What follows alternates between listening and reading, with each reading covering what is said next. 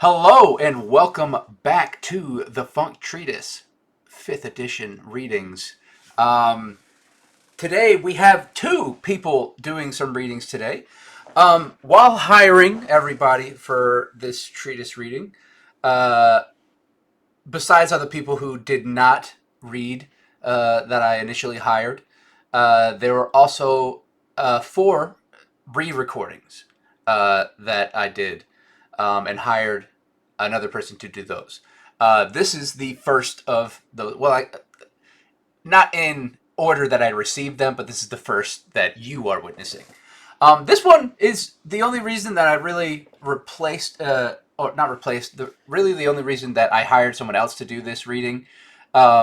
This one was because when I was getting all of them back, this one was in audio form. They did not want to do video, and all of them were in video and everything, and so it just didn't really fit with the theme of the videos, readings and stuff. Because I also want the reactions of the people reading this. I want you to be able to see how they reacted physically and everything while they're reading.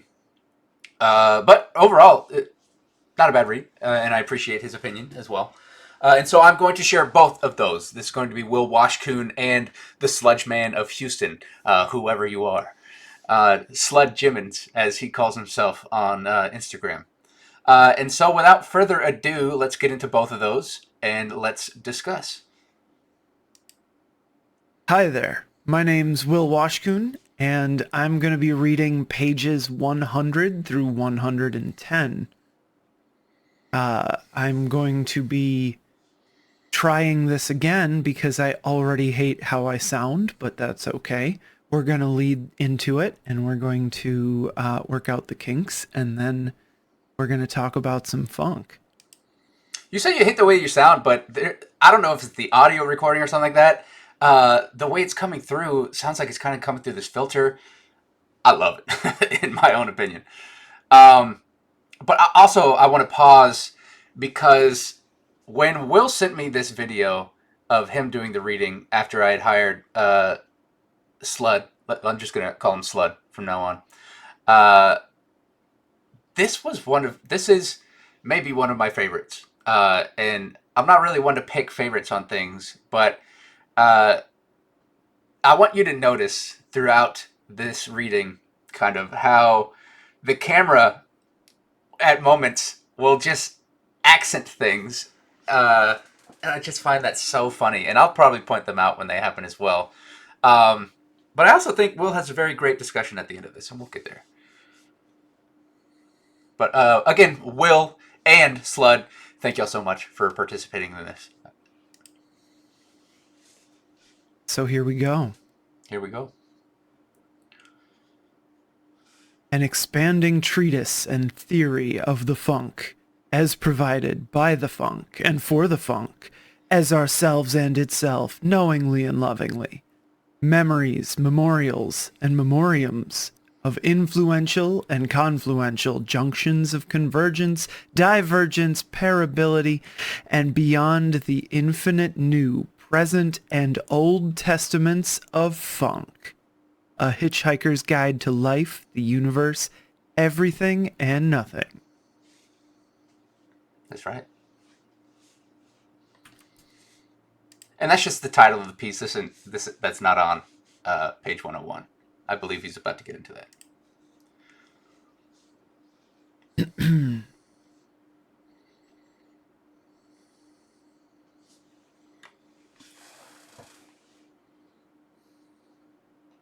Pause for the cause. There's a video that goes with this passage dated April 9th, 2023. See the video description for that link. If you're going to reject my way of truth and believe something false, then at least believe the falsehoods I offer in the way of opinion. Parmenides. For those of you that are following along at home, it looks like Will is starting on page 100 and not 101. That's fine. Let's continue. There will always be those who are smarter, wiser, and are more stable. and or more able than each of us. I'm going to take another run at that. There will always be those who are smarter, wiser, and or more able than each of us. But that does not mean we shouldn't or aren't allowed to share our perspectives. In fact, it is integrally important. This term came to me in a dream. Fuego Puerta, the fire door. Someone, something, or a situation that's hurtful or damaging to enter or exit from. We talked about that a lot in the last reading episode and stuff. I have now, in the current edition, updated that to not just a hurtful or damaging situation, but even something that might just make you uncomfortable. Is selfishness rewarded? Yes and no. While selfishness is more successful in pro-war societies and cultures, selflessness is more successful in pro-social societies and cultures.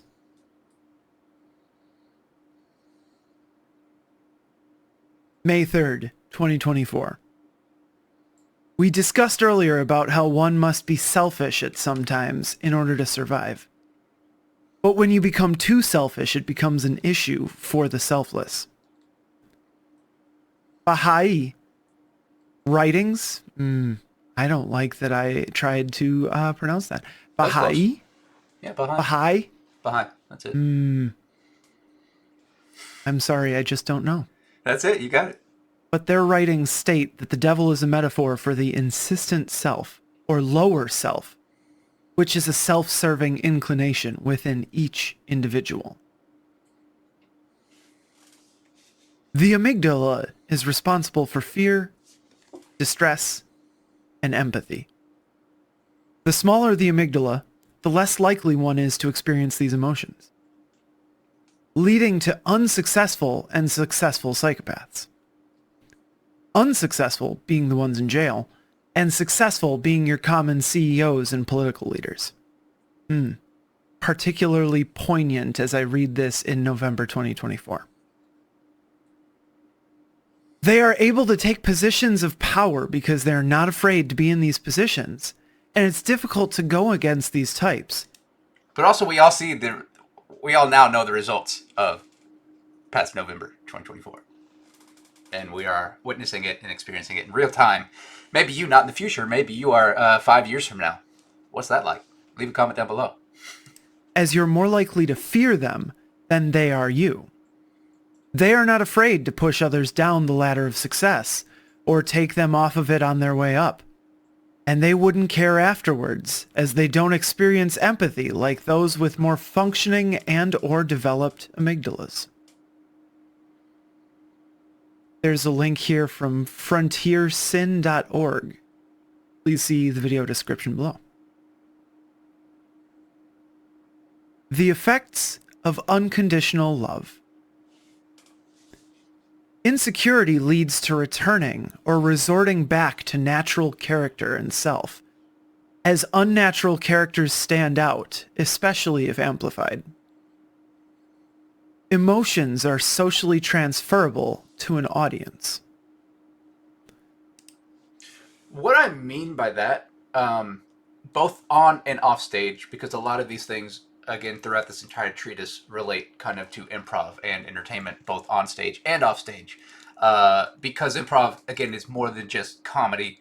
It's about teaching us how to actively listen and communicate. And what I mean by insecurity leads to returning or resorting back to your natural character or yourself is when you are in moments of insecurity and everything, like when you're not quite sure or not quite confident of a certain moment, especially when you're on stage. That's when you see like people kind of start to, sweat or break, or you can tell that they're kind of uncomfortable, right? And so they maybe I should update that to not their natural character, because maybe your natural character is not to be insecure and everything. Um, yeah, maybe this needs a little update. But essentially, like, when you're not, because that could be considered as like a form of masking, and maybe insecurity, like if you're not confident, confidence can be masking, right? And so if you're insecure and on stage, uh, that doesn't mean you're always insecure. Um, just maybe in front of a bunch of people, you know what I mean? But emotions are socially transferable to an audience, and so if you are feeling insecure or you're not confident or something like that, then other people can usually sense that, unless you're good at hiding those insecurities, masking that insecurity with something else, unless it's genuine, natural insecurity. I'm gonna have to definitely go back and give this one some more thought.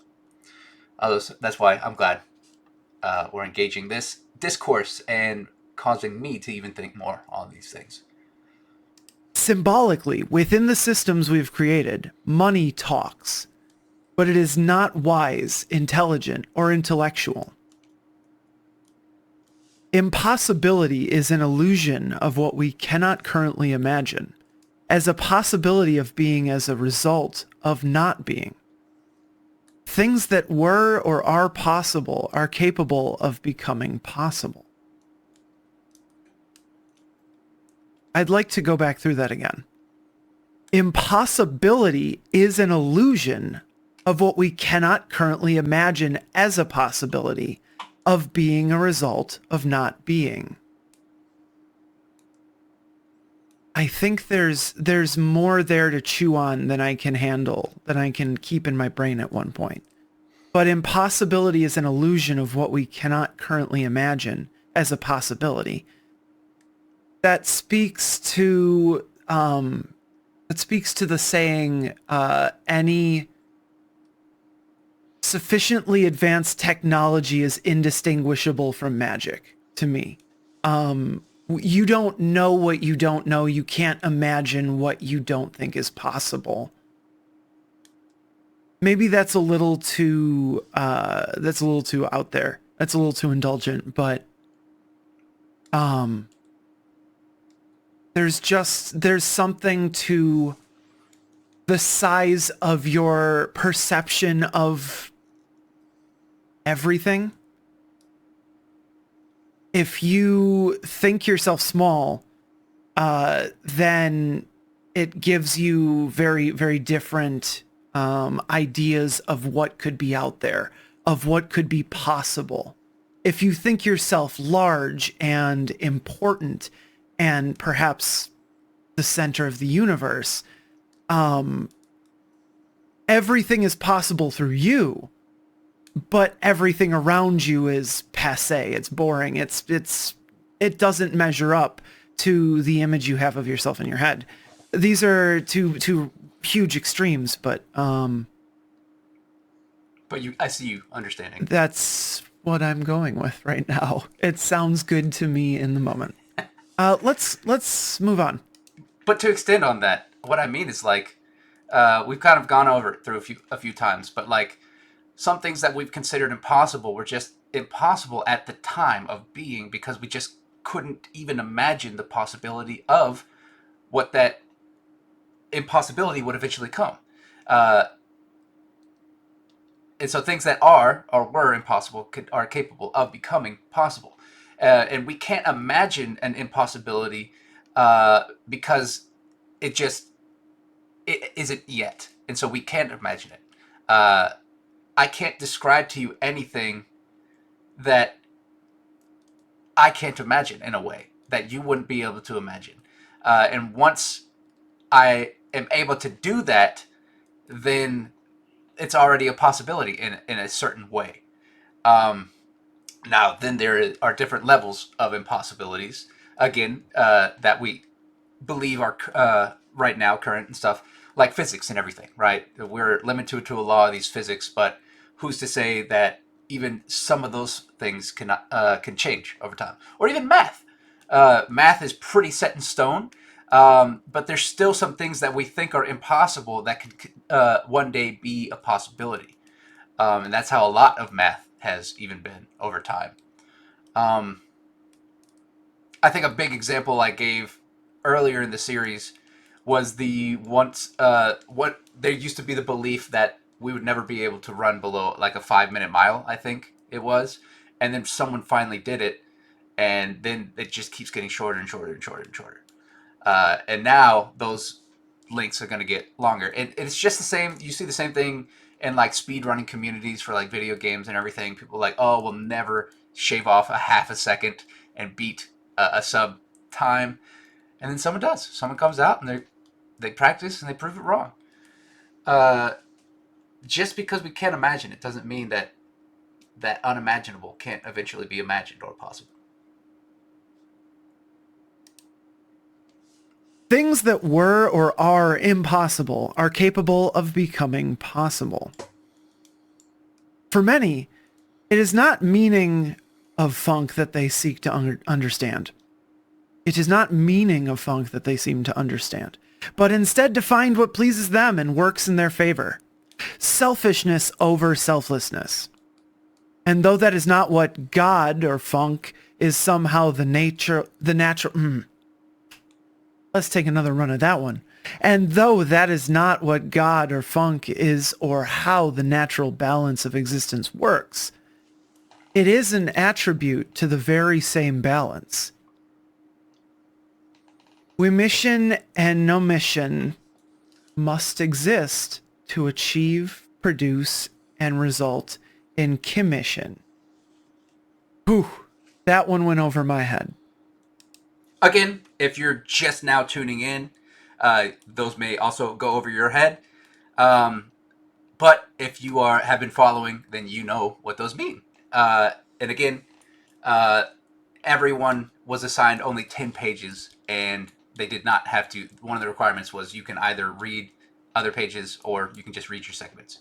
And so a lot of people just went in blind. And so some of the words that were coined for this treatise go a little over the head. But I also enjoy seeing how they interpret that information as well. And if you don't know what that is and you're watching right now, leave a comment down below what you think it means just from here, without looking at other pages or moving forward. Choosing a singular religion, viewpoint, or ideology is like studying a single brick on the Great Wall of China. You're mostly only ever going to see one side you're facing, and will only vaguely be aware of your surroundings within your scope and reach. You'll never completely experience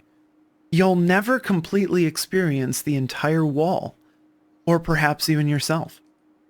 Sure, this may be the natural life for some, which is not wrong, but if we all did it, we would never know the world, or the universe, or truly understand the nature of funk. It is important that we do it all. Not everyone has to know the brick, but it's good that at least someone shares their understanding and knowledge of. It is likely that you will be universally punished for not following. It's unlikely. But to go... I guess we'll finish this. Religion or ideology. But it is more likely that you will be by those who follow that religion or ideology. It is more likely that you will be by those who follow that religion or ideology. We will absolutely experience times of suffering, but zealots will attribute to suffering where there realistically wouldn't be any without their zealotry. You feel and or fear religious and or ideological peer pressure because of humanity, not solely from existential funk, but as a result and expansion of. So then it comes to moral rules not made from religion or ideology, but from the experience of what is just and what is not just, until we find what works universally and decide as just. But even those decisions can be corrupted.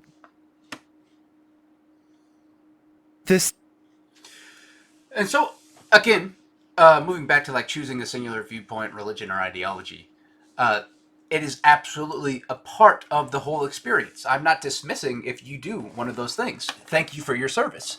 Um, but now that you've done those, I offer you the option that and suggest to you, and you can take this or not. There's more out there,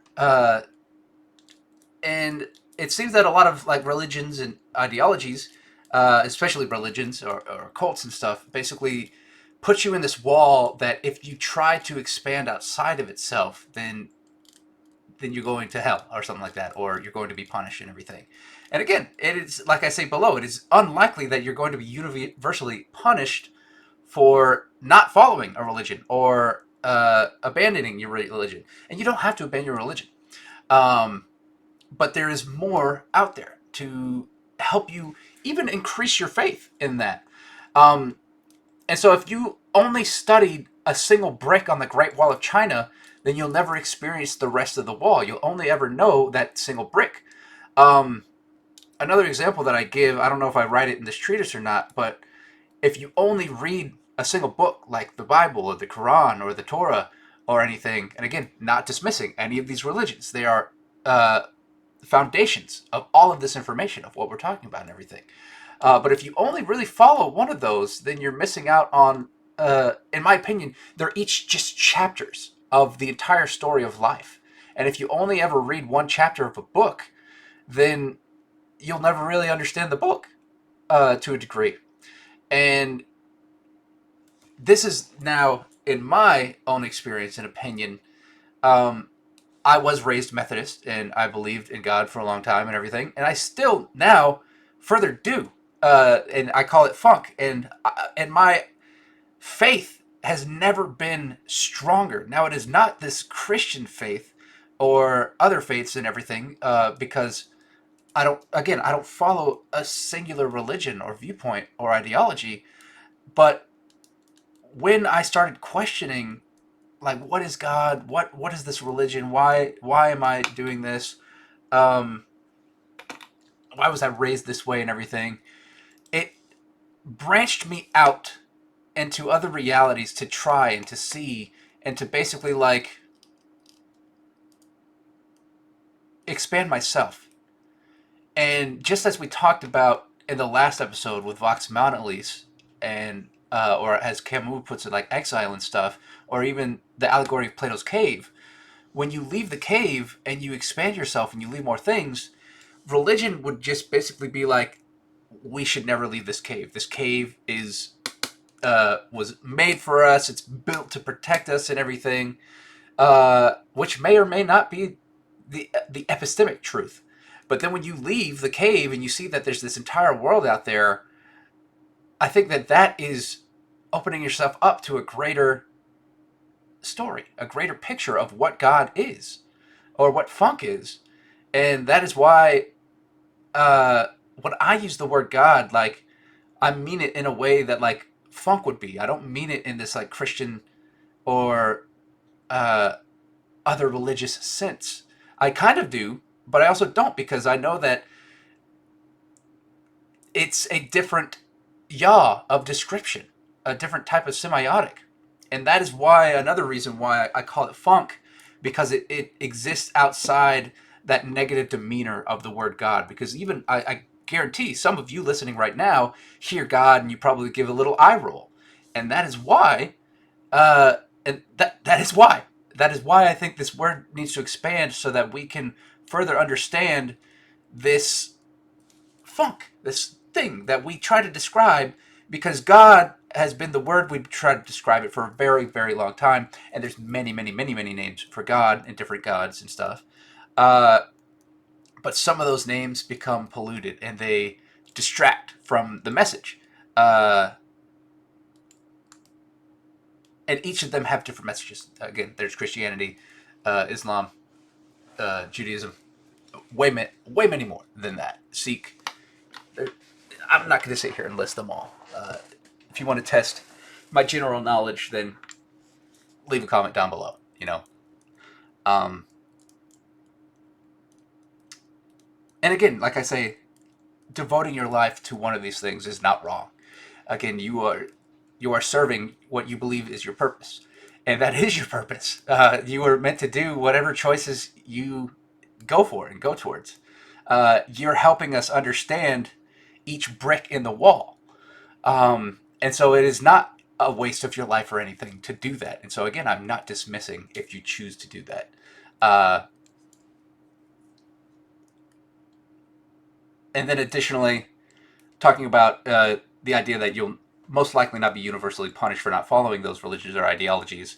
Again, there is like examples of like no mission and sin or karma or things that are haram, that I do think that like if you do these things, um, I do have some suspicions that, not suspicions, but like, and not even beliefs.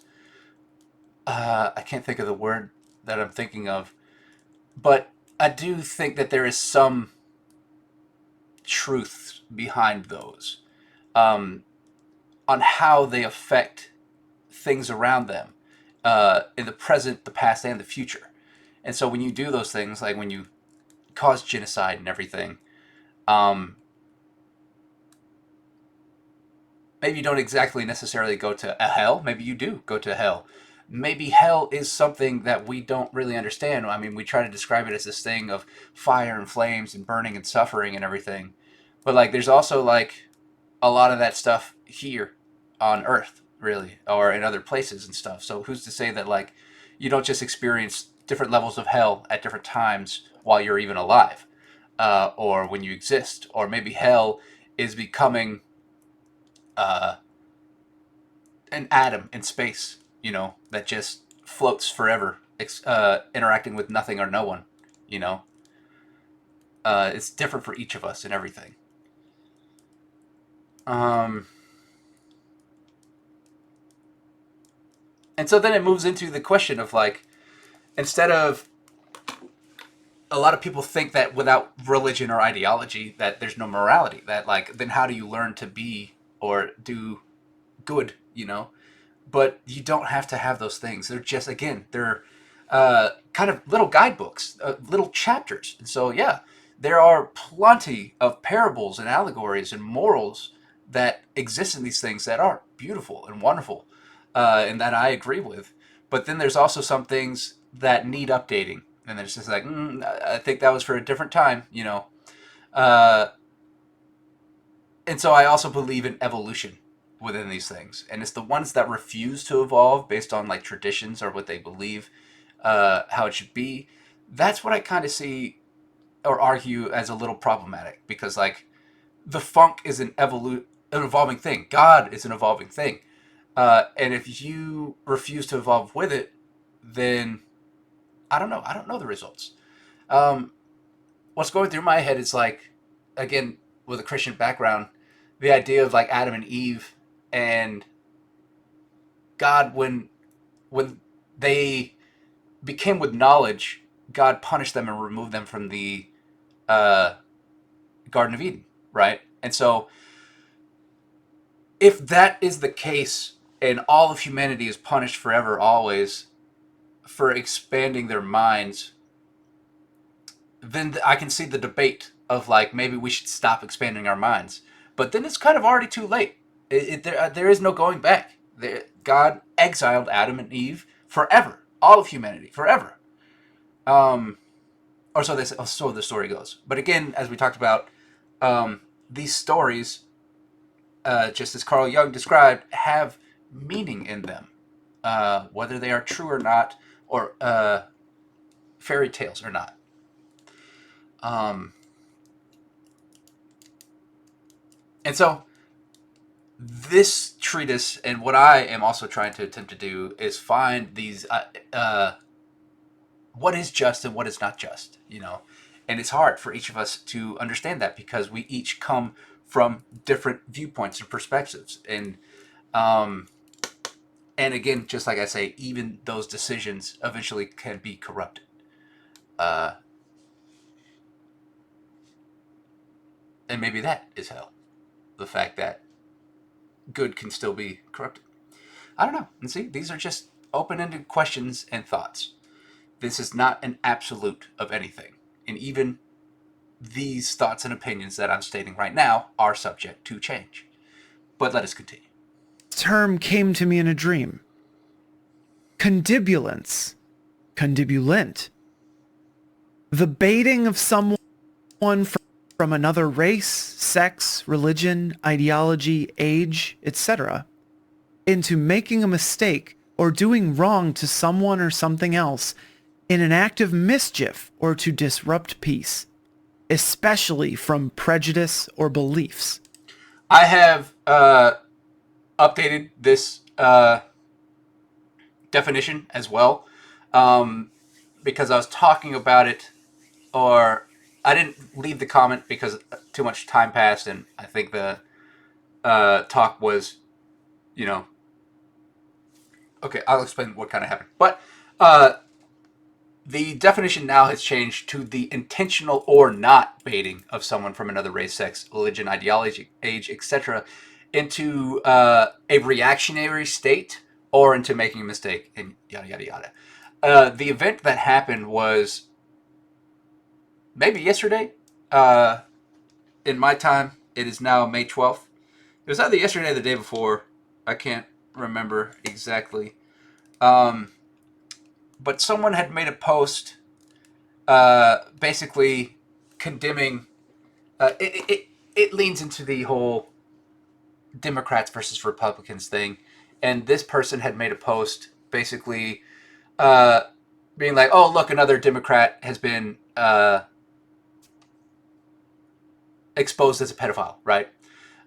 Saying that like they had child pornography on their computers and everything.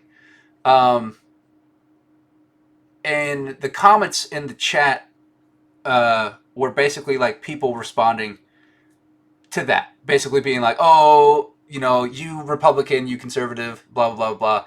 They weren't, and I left a comment basically stating, "Here we see people who have all stated the same thing, that we all dislike pedophilia. We all agree that it is wrong, um, but here they are deciding which red or blue shirt to wear to the party." Uh, and the whole thing that what I was going to respond later that made me update the thing was that is condibulance. Basically, intentionally or not, they posted this thing against another side to cause a reaction, uh, and then they did, and then they all they were doing was just arguing with each other and getting mad at each other, a bunch of ad hominem, just attacking each other, not over, not talking or having discourse about the subject, but basically just being like, "Nope, you're wrong because you're a conservative. You're wrong because you're a Democrat. I bet you voted for this person. I bet you voted for that person," rather than doing something about pedophilia, right? Because they were all saying that they agreed with each other, but they couldn't say that they agreed with each other. Uh, and so that was a condibulant act of basically posting something that baited other people into a reactionary state, uh, intentionally or not. And so I hope that kind of explains further the meaning of condibulance, or to be condibulant. And then there's going to be a little breakdown here. Con. Persuade someone to do or believe something, typically by use of deception. Dib. To fish by letting the bait bob and dip on the surface. Ulent or ulents. The abundant or full of. To be abundant or full of. Now, that dream, I do not remember how that word came to me in the dream, or what the context was. Sadly, sorry. Sunday, December 8th, 13:47:32 p.m. Now, we've had a break for the past few pages, basically of an insert of future edits and everything. We are now returning back to that 4chan forum that we have been within. We are continuing that very same forum, just several pages later now. This first post is response to what are you currently listening to or experiencing. Anonymous. What are you currently listening to or experiencing? There's a YouTube link. I guess that was written. Yeah, it's in green text on. the 5th edition. Anonymous. So be it as if it is in it, or as if it is on it or not. Who'da thunk? Which you will see if you ever read my entire dissertation. And that was me responding to that. I am not great at impressions. I mean, what are you impressioning? Some words? You don't even know the tone of it, I guess. I don't know. You do and you don't. It's your own, I guess, impression. Yeah. Okay. So. But you said it what? You said it right. Which was predictably by pattern what we describe as selfish, or vain, or about the self. Together we now have further selfless information. Inevitably, several posts above this, including my own, have described what I'm talking about to be observable levels of insanity, vain, or narcissistic, to look too much into oneself of their own outside self. And it is all true and not true and beyond. And we are discussing that Xth point. But personally, I know myself to not be these things. There is no absolute way for me to convince you other than request you continue to hold me accountable of my words and actions. Anonymous. Keck. Anonymous. The Keck was in response to the racial slur.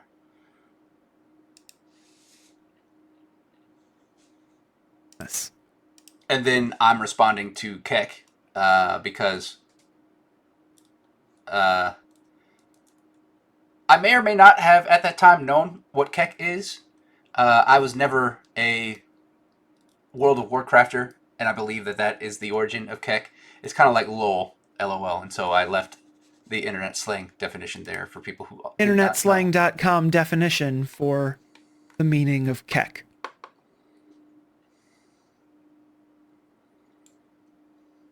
OMG. All right, so this right here, and I don't know if I state this in... I do. Okay, so this is in the 5th edition, but the following several inserts are from a completely different forum from 4chan that I must have accidentally copied and pasted in here. But it somehow found its way into this treatise. Either I felt it needed to be in here at some point, but I don't recall why, if I intentionally put that in here. There is another cut later on of something that I did put in here that was from another forum, but I felt that kind of fit in a little bit. But this is going to be something completely different and about something that I still don't have a lot of understanding on. Occult and magic general. Oh, fuck this little bitch again. Edition Anonymous. Water break.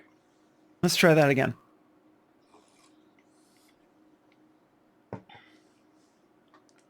OMG. Occult and magic general. Oh, fuck this little bitch. Oh, fuck this little bitch again. Edition. I think that's how it's Anonymous. There's a link that I really can barely pronounce. It's a dead link at this point. Lost the Ebony Anpu archive and text board links. Someone else post if found, please. Anonymous. Drops acid once. Zoror Kithara. A little more specific? Some example? Why don't you just pick a book and start reading? Magic words and symbolism. The purpose of a knife is to cut or to sever. So just think of what that means symbolically in a magical context. Some of the oldest known human artifacts are knives, including ritual knives. It would be impossible to explain in one post what all a magical knife can be used for. But in very general terms, we can say that the knife is a tool to sever, from your ritual space that which has no business being there. And so this, again, as it said in the beginning, this is some occult stuff that I haven't dived. I have a surface level knowledge of the cult, but it's a very deep and very broad thing. That is why it is a cult, because it is basically secret knowledge in some areas and ways. Um, and so if you do know what these people are talking about, or a little bit more, have more information, I'd love for you to open discourse on those subjects and share your knowledge. Um, One of the things, Ebony Ampu up there, uh, when I got May 3rd, 2024, when I noticed a little bit more about this when I was doing an edit, I looked into a little bit about Ebony, and I have since forgotten a lot of it. Uh, but I believe he was a modern alchemist, kind of like Aleister Crowley and stuff, which they're going to mention him a little in a second, in like basically 2 posts. But if you know a little bit more about Ebony Anpu, what is the significance of this guy? Why do you think he relates to this funk treatise or anything, really? What are his secrets? What has he shared with you? What knowledge do you know about him? Or anything? Leave a comment. Anonymous. Someone, please answer. Anonymous. Yes, thank you. I think Crowley translated as the Conqueror in Ba-Imitar. I don't know. Sorry about that pronunciation. That's all right, brother. Anonymous.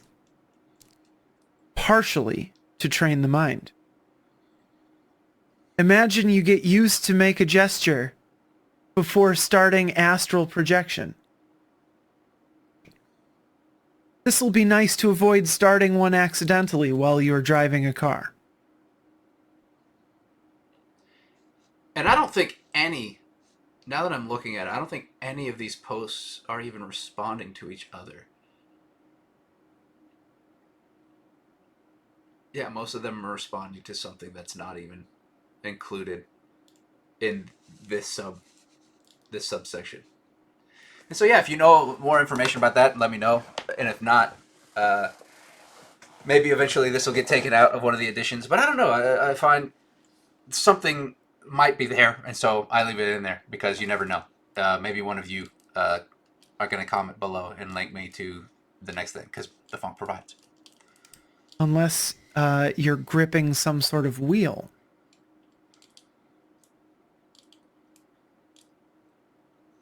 May 3rd, even after several full edits, I'm just noticing that the directly above inserted thread about Ebony Anpu, somehow found its way copy-pasted in here, and was not a part of the main funk thread discussion.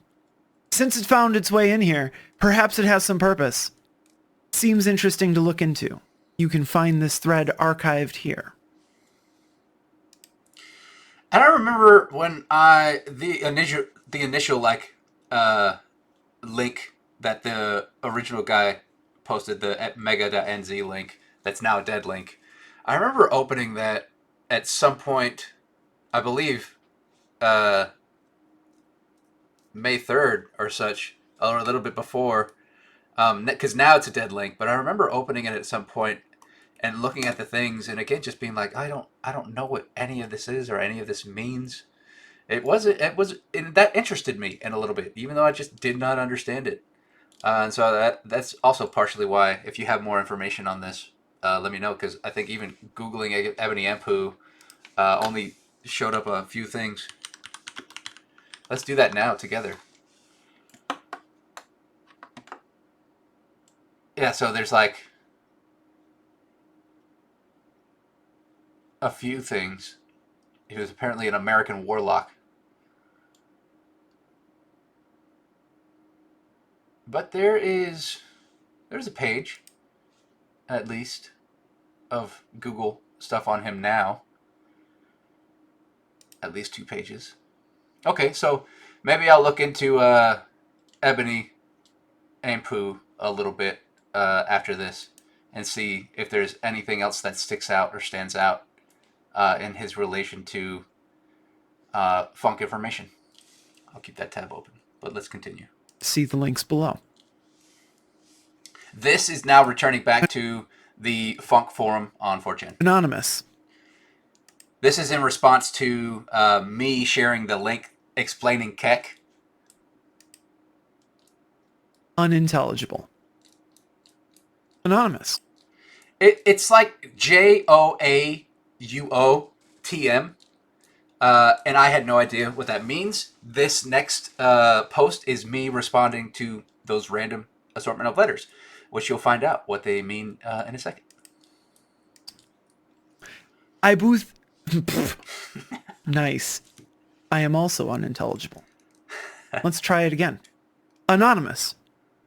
I both do and don't know what you mean, but I will over time, as I propose to figure it out and then share the information back again some way or how with you or whatever is next.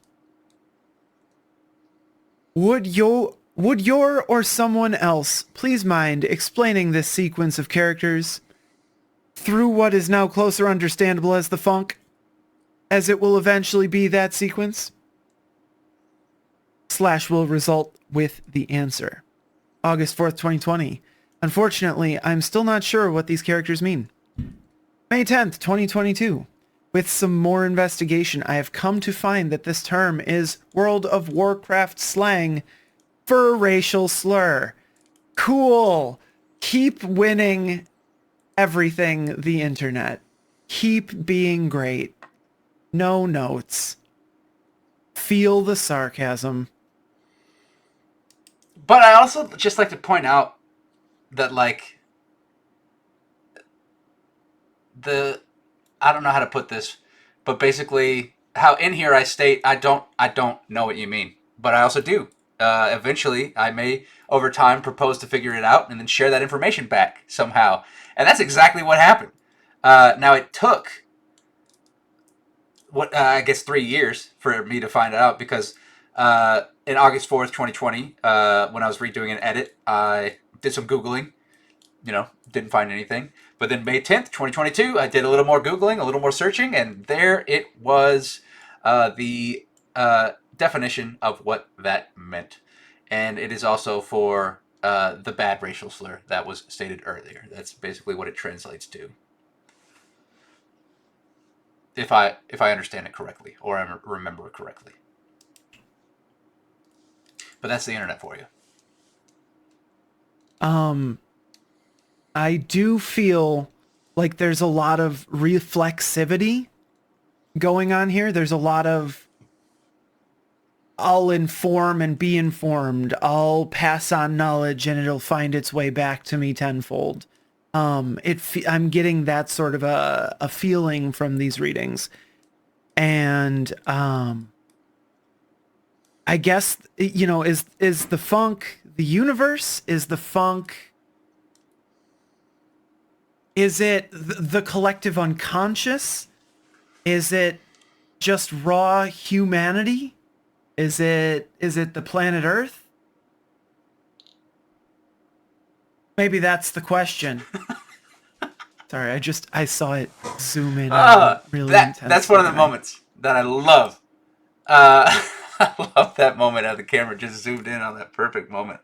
But yeah, he gets it. You're explaining the funk you're only a few pages in. At this point, you are on his 4th page, and he already gets what funk is. That's fascinating, and it hasn't even really done a lot of explaining. Oh, funk. But that's pretty cool. Thank you, Will, for your understanding. Had to say something. I had to say it. I had to put it into the funk, and now you have it as well. Let us continue. Anonymous. He gets it. December 8th, 2019. It was a Sunday. 10:06 in the morning. That may lead us somewhere, but why would it lead us specifically to meaning of life, the universe, and existence? We might just end up in a loop. That's exactly what I'm observing and been This is me responding to that person. transcribing to you to be the answer and also not the answer. And you that loop just closed and began again. Anonymous. This is in response to me responding or adding more to that comment. To our current, and again as it was and was not before, understanding of the funk, you, now me, that is partly the equation. We are at a quantum level each other. And we are becoming each other, Anonymous. hosting each other. You, you, now me, you plus now us and beyond until it connects together again. That is an equation, a part of a larger equation. Anonymous. You plus now us and beyond equals the funk. Anonymous. Until proven otherwise to the knowledge of the funk. So maybe even you plus now us and beyond equals the funk. Or the funk and beyond. I feel we're now at the exact degree or asymptote that I understand to be it, and after it, and we are still solving the greater than and the less than of the funk, and next problem and everything after that. But here and there it is, this version of the current equation, and here it is again. You plus now us and beyond equals the funk. The funk and beyond. You said asymptote there. Equation. This is becoming mathematical. But an asymptote is only approachable. It is never reachable. And so is our understanding of the funk. If I'm starting to catch your drift. Boy, are you. Yep. Anonymous. Therefore, our study of it is a success, though not complete. So congratulations. Take it in. Exist within it and be it. Because you already will and have been as the funk. And as we now know, the funk provides and also does not and beyond. Now go forward and enjoy it. Make it so, says Anonymous. And again, that's one of those moments that, like, I still have some cringe about. And when you are reading this out of context and everything, I'm sure that you're just like, what is Homeboy talking about, you know? Because at the time, these thoughts were just kind of forming. They were incomplete, but complete at the time, right? They're still just forming and growing. And they were just, again, placeholders for future information. Just as Will kind of described. It's this feedback of information that is set in stone, meant to then loop back on itself and expand from itself. All right, let us continue. This is going to now branch into a Facebook post from something I posted, and then people responded to it, and I felt like sharing their responses because it really sets into how this was basically the first experience of people that I knew basically trying to be like, "Hey man, are you okay?" And at the time, yes, I was absolutely fine. And you'll hear me kind of try to describe or attempt to relay that information to others.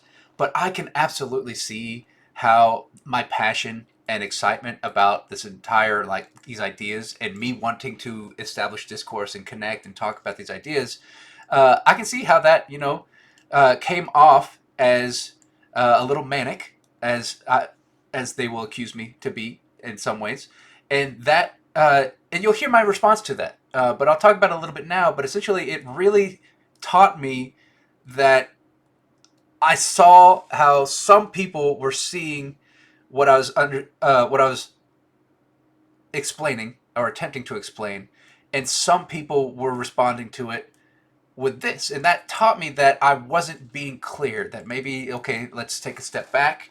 Let's edit this information. Let's try to make it more understandable. Let's try to make myself more understandable.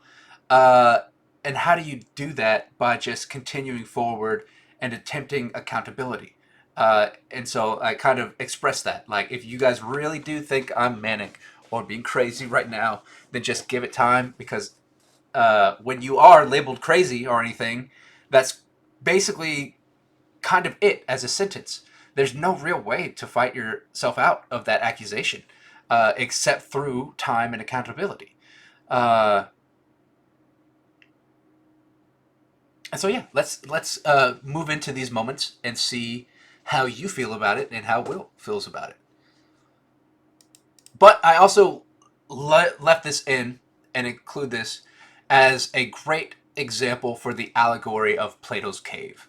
Of now, I had seen this light outside the cave and this information that I wanted to talk about, and I returned to the cave of my friends and family on Facebook and was questioning them and being like, "Hey, what do you think about these things that you may not have thought of? Maybe you have in different ways. What are your thoughts on this?" And this really opened my eyes in the response to these types of situations and everything. And so here we go. Sunday, December 8th, 2019, continued. A post from Sean's Facebook. A link to follow down below. The link isn't to really follow me. The link is to the Facebook post, which I don't think you need to be my friend to read. I think my Facebook is open to a degree. So anyone who wants to read it, is not a private account, I guess. And so it should be there if you click on that. But the things that matter are kind of here. And basically most of the post is right here. Anna Mandich. Sean, my friend. Lately, your posts read like you're coming off a drug high. I want to offer encouragement or constructive criticism, but I find there's nothing to criticize. Plainly, I cannot comprehend what you're trying to say to begin with. To be positioned to formulate coherent thoughts about it of any kind. The only feedback I can think to provide that might be of any use to you is that if you want to effectively communicate with people on any subject, really, you need to be a great deal more clear and concise. Right now, you're extremely vague and fluffy with your messaging. And if someone were to ask me what the takeaway is, or even just to summarize what you've said in your numerous posts, I would draw a blank and blink at them, totally at a loss. I suspect this is why you're not getting a great deal of engagement. People mostly don't interact with content they can't make enough sense of. I leave a little insert comment on here, but I also want to uh, respond to basically like that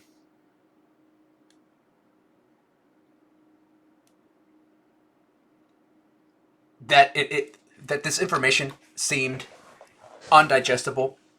Uh, and basically, it's like saying like if you want to, I need to be more clear and concise. Which yes, I agree with. And I think another reason why I leave these in the treatise is because I think that this might help one of you or someone reading this understand that maybe if they're going through these moments or anything like this, or an awakening, or an enlightenment, or whatever you call this, or what you're experiencing, um, to how to approach moving forward. Maybe you, like, if you are experiencing these things or something like that, to just remember to slow down, take it easy. There are going to be, you're going to have some pushback and stuff. Not everyone's going to understand. But even with that said, uh, while Anna is saying that she cannot fully comprehend what I'm trying to say or begin with, she on a level is, and she's engaging with the discourse, and she's leaving helpful information, which, Anna, thank you so much for doing. That means a lot to me. That meant a lot to me then. I see you caring, and thank you for that. But overall, even if that information then wasn't clear or anything, now you, the watcher and listener, are witnessing how we are comprehending it at this moment. As you can see, we're only at this point 6 pages in, and Will himself has a pretty good understanding of what funk is. And so, while at the time, yeah, maybe I wasn't making as much sense, it just needed time. It just needed, just as she says, I need to be a great deal more clear and concise. And that is uh, a challenge in some ways because it's such a broad piece of work and information that I'm trying to describe and translate. Uh, but it is my goal to do that, to continue making this more clear and more concise and polishing it to where it is more digestible and understandable. May 4th, 2024. Anna's feedback really stuck with me. The initial good at the time was to get all of this information out so that it could be reevaluated, reconstructed, and expanded upon. This relayed to me that I was en route on translating, expanding these proposals to others, but was not yet there in clarity. As you can see, I continue to attempt to make all of this more digestible and transferable. Syllables, my friend. Syllables are keeping you from the masses. Yeah, yeah. Susan Brooks, I do sort of feel like I'd need some caps and stems to comprehend what you're laying down. Sean, exactly. You're now interacting with its influence. The universal fact is that you've helped me reach this point, or at least been a part of it, and have now also reached that point, and it is all as yourself. And it is all what we are attempting to comprehend and connecting, and now connected to.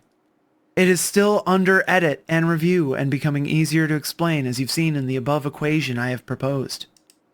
And it is interesting how some of this information, the sober mind, like someone who's never done drugs or alcohol or anything, uh,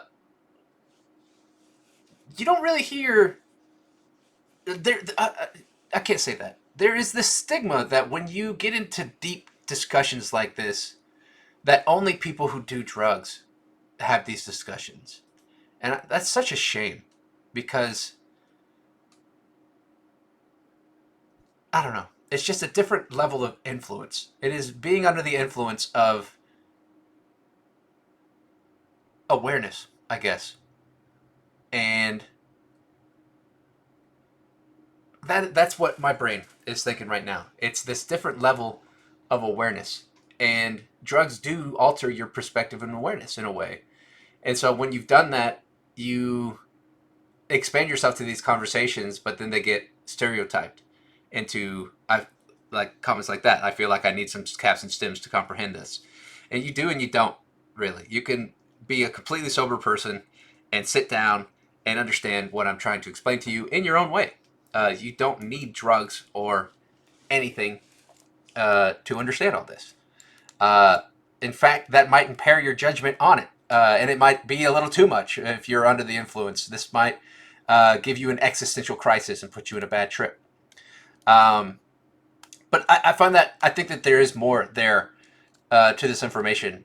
And sometimes, like, even that makes me, again, putting on the tinfoil hat, think that maybe there's power in this information, and I don't know if it's good or bad power. Like, I don't know that by sharing this information, I'm not like dooming us all to this basilisk type situation. Like, what if all this information eventually does lead to, uh, like, what if someone takes everything that I've written and done and starts a cult, and that cult causes a mass genocide or something like that?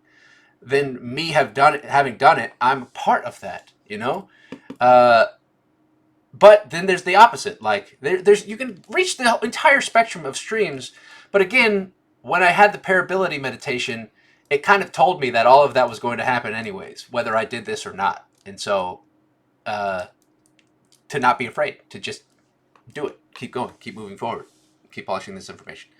Uh, and even saying something like that, absolutely understand how someone's like, oh, that sounds like someone, a person on drugs would say, but I'm not on drugs, you know?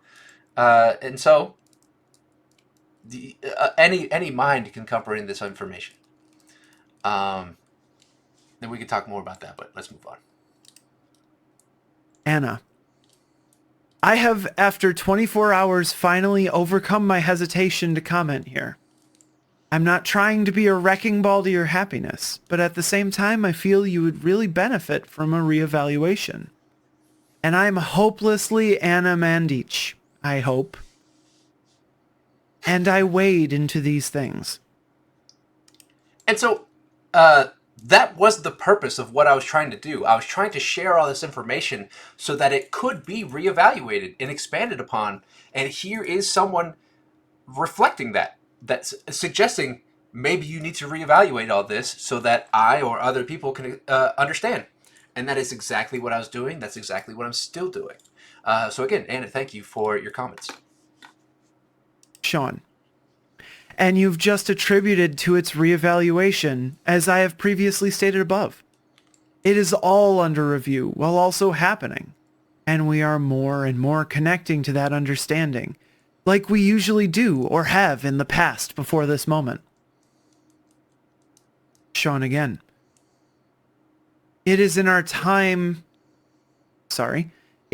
nature to do what you are doing by reaching out to me and see if I'm okay and makes sense, and that is what I have so far proved, suggested, to be positive and more constructive than negative and beyond.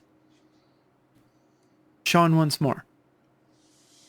I know that you just expressed that you yourself, Anna, just said you're only willing to give this thought 24 hours to consider. I may have misread that. I misread that. And I'm stating that it is across time already and beyond that moment. And I am sharing that information with you, so you can attempt to make sense of it. This influence of the funk is now with you and anyone reading this far, and is now to be forever and always, as well as never and beyond. And just as I stated there, at this point, I was talking to you in the future. I was talking to us in the future, but also talking to Anna. And as I state, that it is already across time and beyond that moment. And I'm sharing that information with you and us to just make sense of it. And here it is again because of that moment. And so that influence is spreading, and the information is being reevaluated. And you are now forever a part of the funk. Patricia Thundercat 1. Good beyond! Sean. I see you continuously more and more understanding of how we are influencing each other, and the study of influence and effect within and without the funk. Heart emoji. I like that one.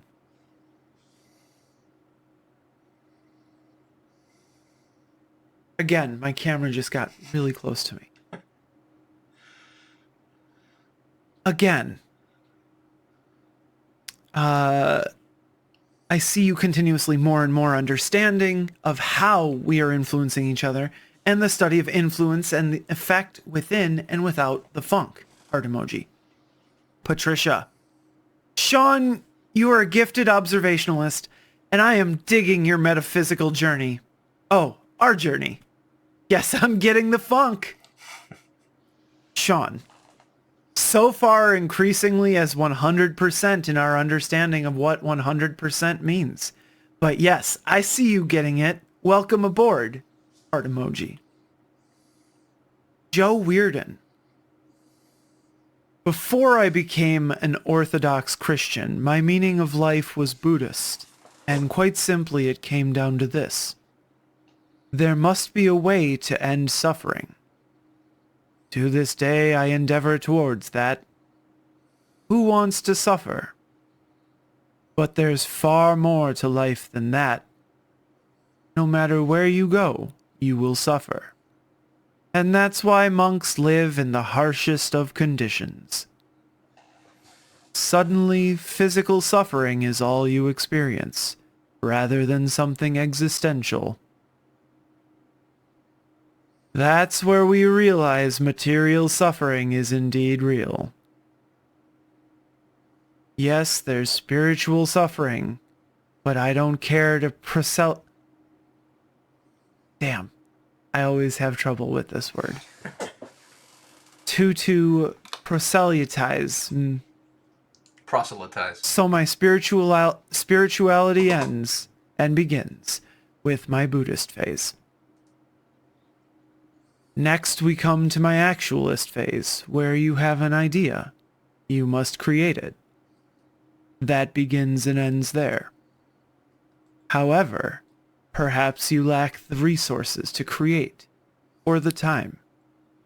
Life is funny that way, in that you get caught up in other things, and mounting debts, or other issues plague you. Ultimately, I found my comfort would be to have children and a family.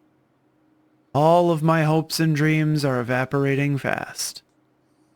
It would rather be better to start a family and try to plant the correct seeds in their minds, rather than pursue my own endeavors and dedicate myself to giving them a proper upbringing, hoping that just one bit of my ideology, religion, philosophy is still reflected in their work, and that ultimately it can spread, or at the very least, these people will be raised better than I was, and will follow life better than I did with almost no guidance.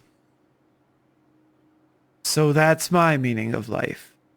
Nothing esoteric, cutting out the finer points of my religion, philosophy, and worldview.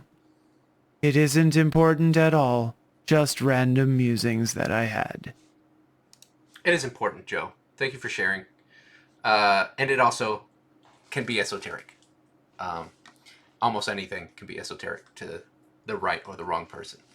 But I think Joe shares like a really good experience of what he has experienced uh, through different ideologies and religions and everything. He's a very interesting guy. Definitely want to talk to. Sean, you see the rules and patterns as they are observable to you, and then you are playing your theoretical game through yes and. If this, then what? If this, then what? There you go. Denials, RNG, and time like D&D beyond, D&D and beyond. Seemingly, yes. I admit, this was a very poorly asked question. Boy, was Let me take another run at it because I think it was a poorly delivered question as well. You see the rules and patterns as they're observable to you, and then you're playing your theoretical game through yes and. If this, then what? Denials, RNG, and time like D&D and beyond. Seemingly? Yes? Again, a very poorly asked question. Joe. what I kind of meant there is just like in Joe's experience, just as we experience anything, uh, he experienced all of his if this, then what? If this, then what do I do? If this, then what do I do? And then his yes ands of like, okay, well, if this, then yes, that is the path that I will follow. Yes, and that is also the path that I will follow. What are some things that I need to fix in my life? What do I not follow? Okay, if this, then what? Um, and then also denials, being like, nope, that's not where I need to be. This is where I need to be. Again, no buts can become yes ands. Random number generation, just like chance and everything. And then time, like D&D and beyond. And what I mean by like Dungeons and Dragons, it's just like this, how life is kind of just this role playing game. Now, Dungeons and Dragons, you're rolling dice and you're making up like a complete fantasy and everything. But in life, you're kind of doing that just at a live degree, and you're not really rolling dice. The dice are rolled for you uh, through funk. You know what I mean? Maybe you don't. Hopefully, you know what I mean. Let's keep going. I don't know what you're asking. I pray, sure. I contemplate life. I think of the world very deeply. I try to understand other people. I hate conflict. You see the rules and patterns as they are observable to you. We all do. That's literally life. Then you are playing your theoretical game through yes and denials. No, I'm not denying anything. Oh, how ironic. I haven't had the best life, but also I don't complain too much. I don't know what RNG means, and D&D is a game to play with dice and paper. Life sucks at times, man. I kinda hate it too, but you can keep on. Just sucks it happened. Sean, I see you understanding and correcting and incorrectly I see you understanding and correctly and incorrectly enjoying the collection of data you, I, and we are currently discussing. Yes and denials. No, I'm not denying anything. Again, great. I haven't had the best life, but I also don't complain too much. The statement no is the opposite of yes, and in that form is a denial to yes, and yes is a denial of no, and yes and is the acknowledgement and consequences of both. No but exists in the yes but is not a real reality until that current denial, and then eventual yes and, or not. May 4th, 2024. What I was attempting to explain is the natural denials and acceptances we each intentionally and unintentionally, and consciously or subconsciously make at every Carvanial moment. Carvanial is also beyond my capacity. Great pronunciation, though. As we expand through our journeys within reality or funk, at which paths we naturally take or follow. RNG, or random number generation, is the information you collect from taking chance and rolling dice for the next step.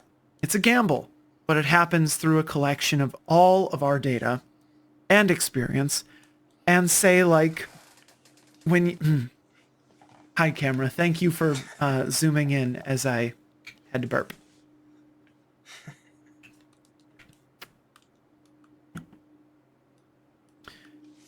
I just love how the camera has this personality. It's so fun. Yes. Back to the comment. Sean, one more time. RNG, or random number generation, is the information you collect from taking a chance and rolling dice for the next step.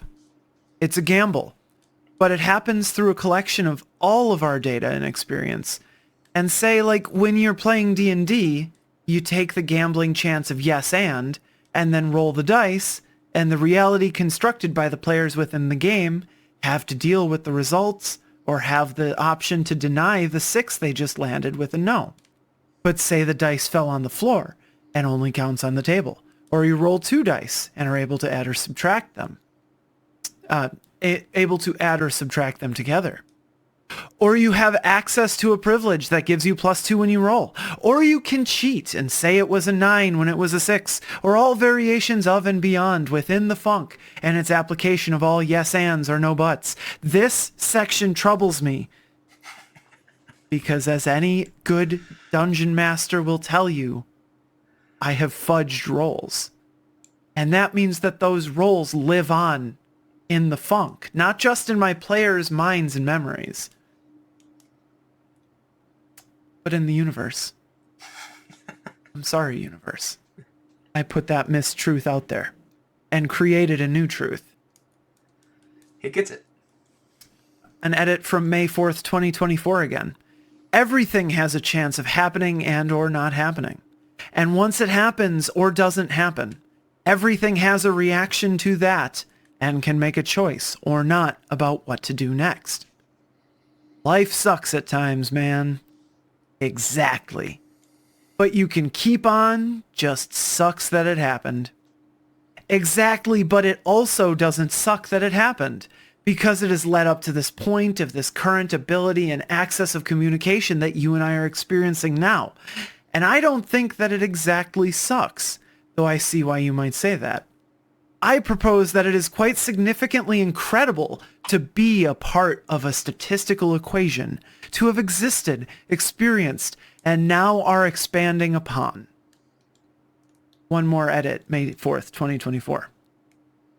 Depending on who or what you are, life or reality is in a constantly fluxing, superpositional, subjective, objective state of opinion that sometimes it sucks and sometimes it doesn't. Kendall, I hope you're okay, Sean. All these posts seem very manic. I comment on this a little bit later in the treatise, I believe. But when I hired everyone to read this treatise, one of the people that I hired shared this with Kindle and was like, "Hey, your name is all throughout this and everything." And Kindle reached out to me, and she did not want her last name a part of it. Now she was fine with keeping this everything in there because I explained to her that it is a little bit important because it helps kind of explain and show examples of how people responded to it, and I think that's important. I don't want to redact that history. I don't want to re-edit that history because I think there is importance to it. Again, as we're talking about, all of this happened for a reason. And so, Kindle, even though you don't want your last name involved in stuff, I still thank you very much for being a part of this and still inspiring a deeper level of me attempting to communicate and translate this information at a higher degree. No harm, no foul.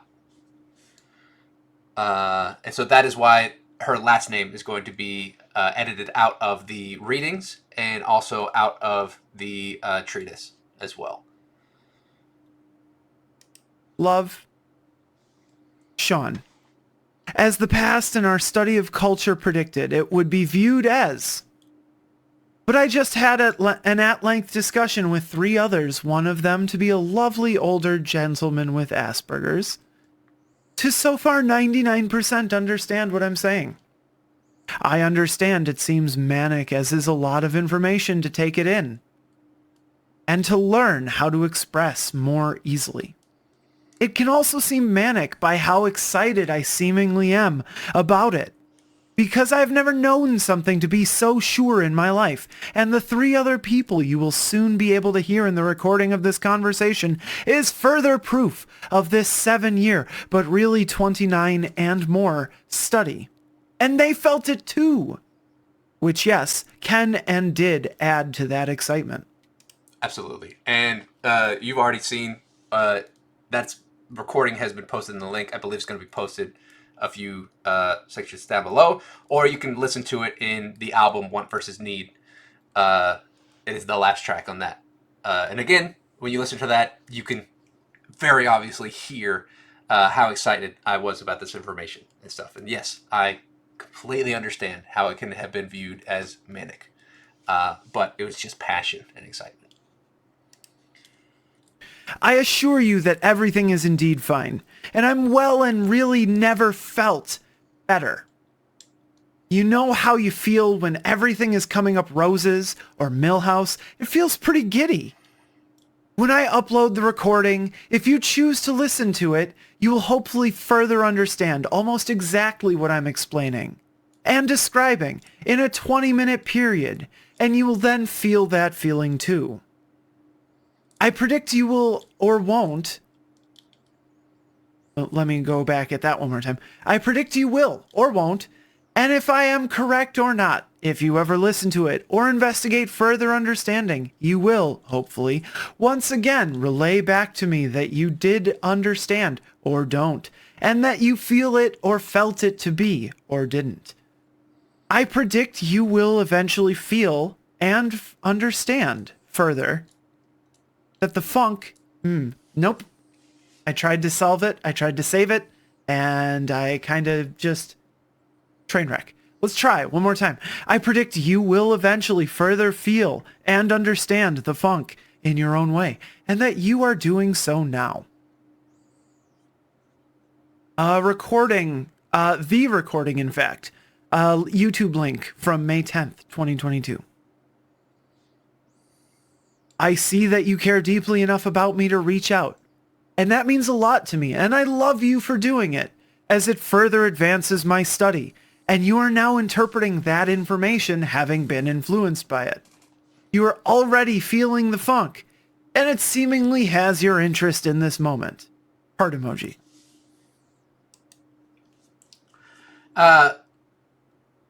Now, I don't know if Kindle is ever going to read this or listen to it or anything. If you do, Kindle, thank you again for being a part of it, and I love you, and I hope you are well.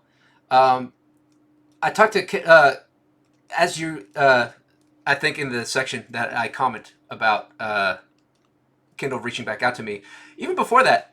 So there was this experience with Kindle, and then many years later, 2 years from now, 2025, in 2023, Kindle kept posting about like, if you need a job, hit me up. Like I work at the best job and everything. I love my job and everything. And at the time, I was working a job that I really enjoyed, but I saw that it was kind of slowing down, that it wasn't going to last forever, and so I reached out, and Kindle helped me get this job, and that job changed my life. It was my first uh, sales position, essentially. I started off in marketing and then moved up into sales, but that job changed my life and has got me to where I am now. And so, even though at one point accusing me of being manic, and then also Kendall told me later while we were working together that like her and a couple other people were like contacting people I know to just be like checking on Sean. Sean, let's see if Sean is okay. No one really ever did, so I don't know the extent and reach of who they called and what they were trying to do and everything. But apparently, Kendall cared enough to reach out to others and check on my mental stability and stuff. So again, I see the love and the care of that, and I'm not dismissing that. And someone else is going to comment later in this thread about that. And again, I'm not dismissing the care and love. Again, thank you for being there and looking out for me. But what was the most upsetting at the time was that I knew that when one person or two, like her and Anna, being like, you sound crazy, so I'm not going to really check into this information, and so that kind of sucked because it meant that like people were just going to use that excuse to dismiss it and not even engage with it and stuff, and I'm sure that that's going to continue to happen. Uh, and I again knew that that was going to happen, but to experience it uh, really just showcased to me that there was more work to need to be done to help define, describe this information, and also now fight uh, my way out of that accusation of being manic and stuff. And so, I don't know. Do you think was manic then? Do you think I'm manic now? Like, leave a comment down below. Share your opinion. Again, I know all this to be passion, and that's what keeps me moving forward. It's not mania.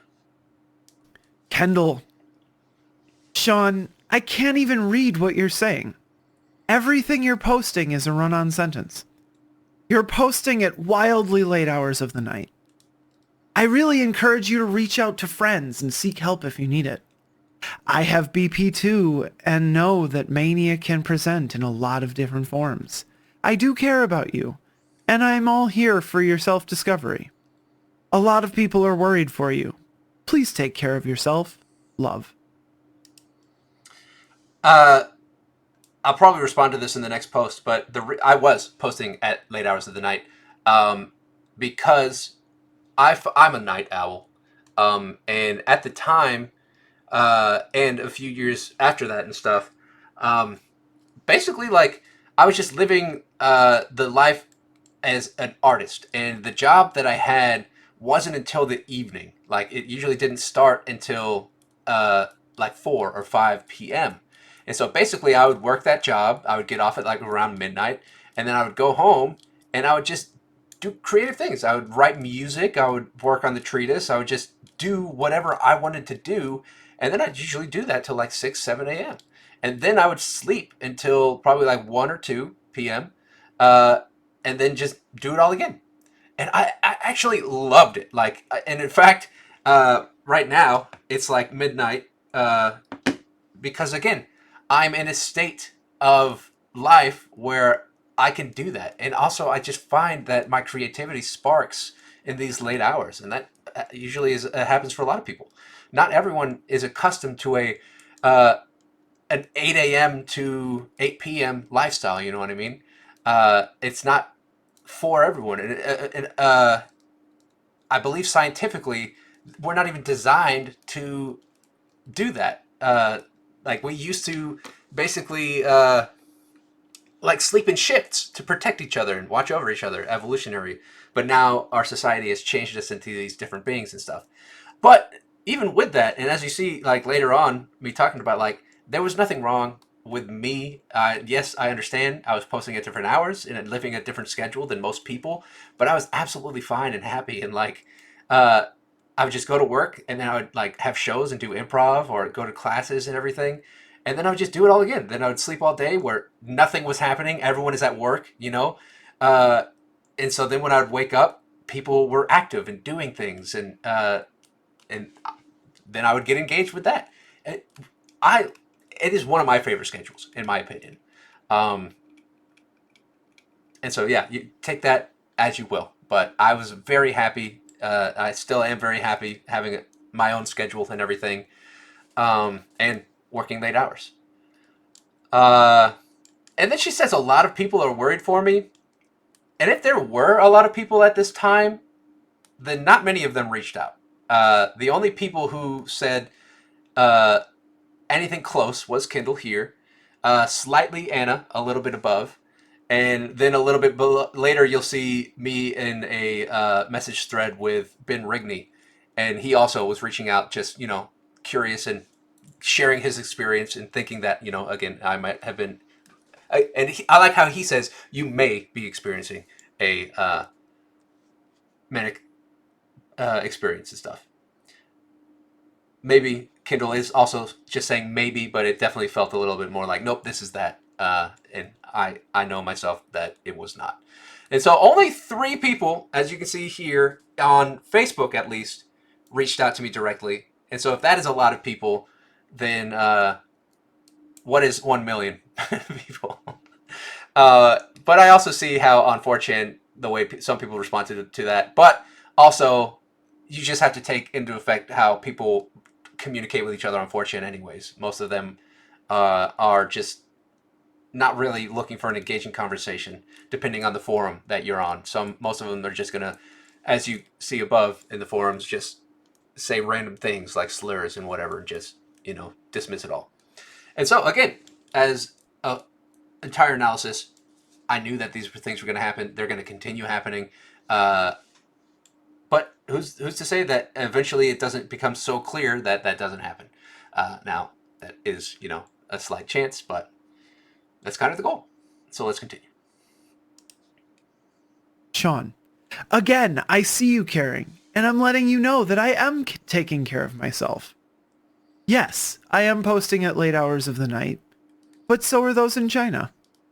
Many people work late hours or are awake when the rest of the world is asleep. I'm with friends almost every day, and those friends show and tell me that they currently understand what I'm explaining. Again, I understand how this can appear to be manic, and I hope you're eventually able to see that I am functionally fine. I see that a couple people, only in this post, are worried for me. But I also see those who invest the time to listen and attempt to understand. Continue. Let me try this one more time. I see that people are worried for me. But I also see those who invest the time to listen and attempt to understand, continue to care about what I'm trying to say, about what I'm saying as we expand off each other. This is a lot of information. I'm trying to describe and understand. This is a lot of information I'm trying to describe, and I understand that as words this can be difficult for some to understand, or even want to. Is that easier to read? You understanding is deeply a part of it. I'm learning how to explain all this, and it is indeed going to seem weird. Remember that they sentenced Socrates to death? Remember that they I believe this is more of a statement. Remember that they sentenced Socrates to death. I'm currently being judged and sentenced by the results of my and our study. Definitely taking care of myself, just as you're attempting to do so for me. And if you ever need it, I'm also there for you. Sean. And again, at the time of doing all this, this was the first time that anyone or other people were at least revealing to me that they might be worried about me, right? Because all the people in my life at the time, all the friends and the people I was seeing almost every day or every week through improv or through class or work and everything, all the things I was doing, I was still talking about all these things with them as well. Uh, and I was seeing how they understood what I was saying. None of them was like, hey, buddy, let's take a moment and sit down. Are you okay? What the hell are you talking about and everything? No one was doing that, and so I don't know if they, and I'll never know if they were just doing that out of the kindness of their own heart and caring for me in the way of just like, okay, I'm going to listen to what he has to say, but I may not agree with it. Which thank you for doing that. Or in this event, reaching out and being like, hey, it seems that you are having a manic episode. Here's what I have to share. And so again, I'm not upset with that or anything, but you see how it affects your view of what this is and how you relate to it and everything. And what you're also going to see in some later readings are people who read it, the readings in a mocking tone, and how that changes the entire message. Uh, and so maybe that is just that. Maybe it's a perspective of how you read words and kind of project yourself into these words and stuff, or project your own thoughts or feelings of that person who shared these words into that and everything.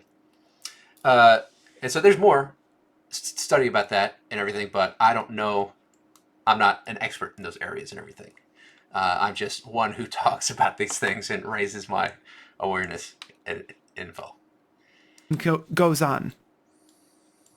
Jackie, Laura, Paul, Samir, Wayne, can you, if you're able or wanting, confirm to Kendall that I am arguably healthy and well? And what I have been researching is in a way clear to you as I have communicated with you to understand? Simply, ooh, I'm so sorry. I got a little caught up there. Um, Simply below tell everyone if it makes sense to you or does not know why. And I'm going to pause there before he finished because I think he's done here. He read a little beyond his page. But I'm glad that he got so into it that, he read a little bit farther. But uh, not a lot of people in this post responded. And in my own thoughts at the time and still kind of now, it seemed that, like, I don't know. I've reached out to be like, hey, can you confirm your thoughts on this situation? And I wish that some people had, shared their thoughts and stuff, but also, like, I can see why they wouldn't and everything, because like when you're watching a situation like this unfold or everything, it's a little bit hard to share your opinion because you don't know how it's going to turn up. You don't want to speak too early, and then like maybe I was, let's say the event that I was having some episode of mania and stuff, and someone was like, "No, he's fine and not having a manic episode," and then it got worse, like progressively, and then I go crazy and do this thing or whatever, take it to any extreme you want. Then they're not going to look so good because they said that everything was fine, and now in hindsight and looking back, they were mistaken. And I think a lot of people don't want to put themselves in that position, and even the inverse, because here again, I know that it was not mania, and it's just passion and me wanting to uh, establish this re-evaluation of it and polishing of it and stuff. But even if people were like, just the opposite of the example I stated. And so let us continue into Will's thoughts and opinions. I paused because I just realized I was only responsible for pages 101 to 110. I'm afraid our time here is over. But I'm happy to discuss what I heard here. And what I heard was a description of a sort of everything and nothing. Sort of something that we all contribute to, but we can't really see. Like, I'm sure that this you can't see it as a concept or idea, but you experience it, and so you can see it to a degree. So yes and no to that. metaphor is going to be used a couple more times than just by me. But I see it as like the tapestry that we're weaving together, the great story, right? The everything that we are and everything that we do and everything that then goes on to affect and generate a response and give us feedback that we then redigest and re-put back out there. It's understanding our place in the universe. It's the universe making space for us, I think. It's what we do having impact, and it's that impact being observable and impacting us back. It's a whole lot of, hello, I'm recording. It is a whole lot of that. As I said, us impacting and being impacted back. It is wild because we kept saying the funk and weaving in and out of all of this really heady to be and being and been sort of almost prosaic language. You can say funky, you can say lyrical, and I am being super unfunky about it. I'm trying to be almost clinical about it. But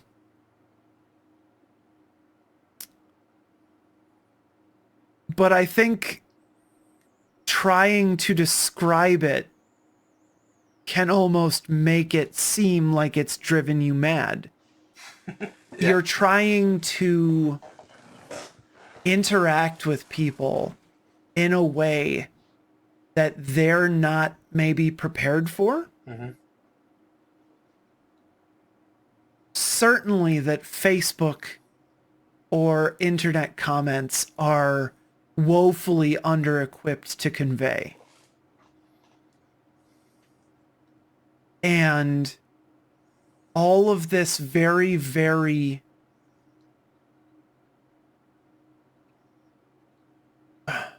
what am I trying to say? All of this philosophical thought, all of this questioning what your place and your impact is in the world, people aren't ready to engage on that level. Or maybe let me say this, they will not readily engage on that level. Mm-hmm. They need to be brought there, and it needs to, I guess it needs to be consistent. The way that you're consistently advocating for a phenomena that you see and that you're trying to describe and that you don't think is well described in current understanding in popular psychiatry, sociology. It is and it isn't.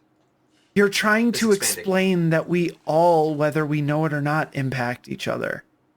Mm-hmm. And I think somebody knows, right? Somebody always knows. Or something. They just might not have the words for it. They might not know why it happened.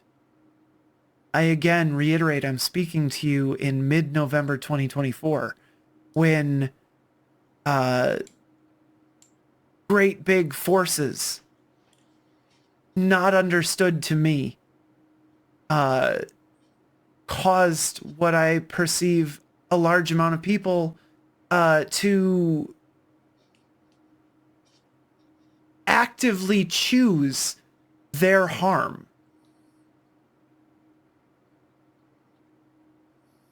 Isn't that wild? That's where my mind goes, because that's what current events dictate. But these systems all being bigger than us, all these forces being beyond our comprehension. Why can't that be the funk? It is. Why, if that's how you're choosing to box and deliver this giant, heady, difficult to explain concept in a quick, neat package, why not the funk? I don't know why you chose that. I didn't read the rest of the passages. I didn't read the stuff before or the stuff after. The foreword convinced me that that was okay, that I didn't have to do that homework, and that I could procrastinate this long. Apologies. But you can see that even through just 10 pages, how Will understands this. And that excites me. That makes me manic. No, but again, it increases that passion because I see how it relates and how it's unfolding. And we've explained why it's named Funk a lot. And if you want that, then I guess read the other episodes. Dive into it, okay? But if that's why you chose it, or if you chose it just because you're a funky mofo, It's a little bit of both. why not? Right? Right.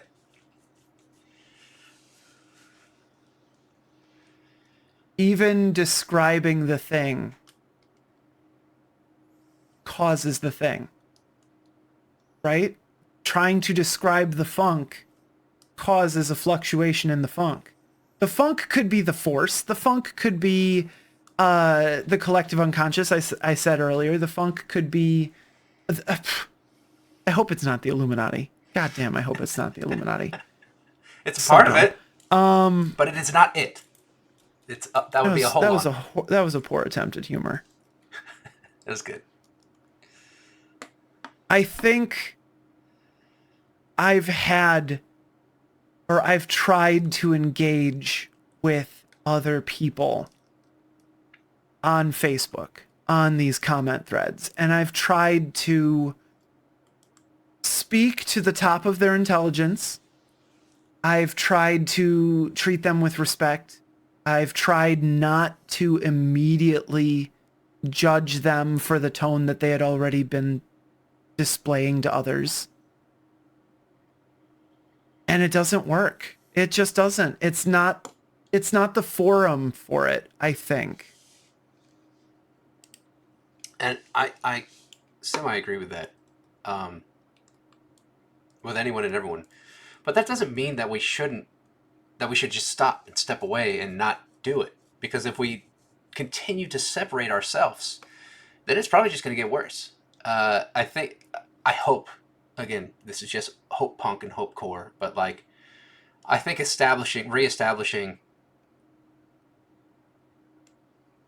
discourse, a communal discourse, and learning how to speak with each other through empathy and compassion can help. But then again, you have the pushback of the people who don't know how to experience empathy or compassion, or they have different levels of empathy and compassion, and it seems futile.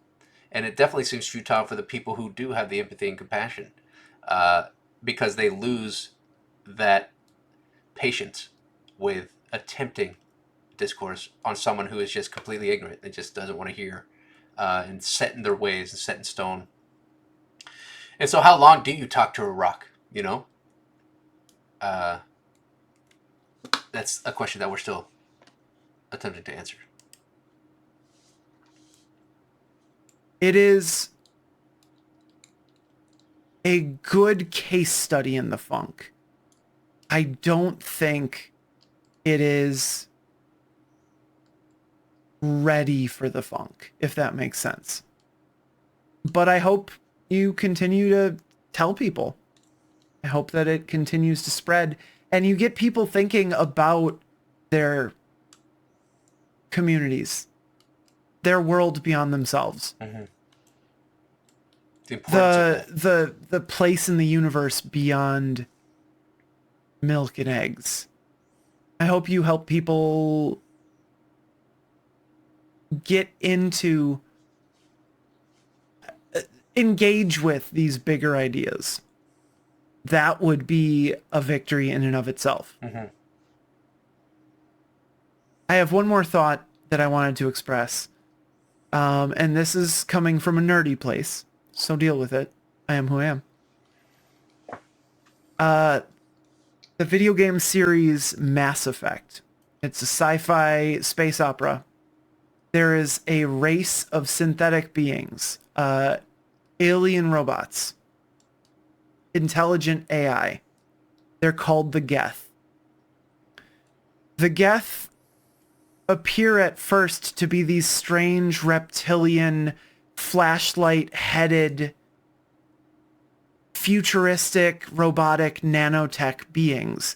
But it turns out that those are just the platforms that hold the actual Geth, which are the subroutines and processes that they're like processes on your computer. They're indescribably small.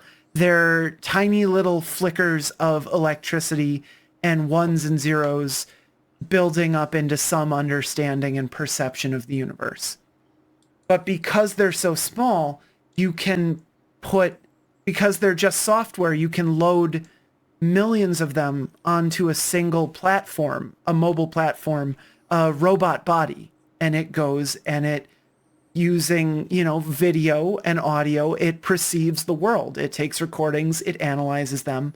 And each of those processes is like a little brain, a little AI that attempts to understand the new input and fit it into its world perspective. And then they all talk about it and they have to all form a consensus, which happens at the speed of light because they're all connected by processing hardware and fiber optic cables. And so in this one platform, you have millions of voices all coming to a consensus in milliseconds. And each one of them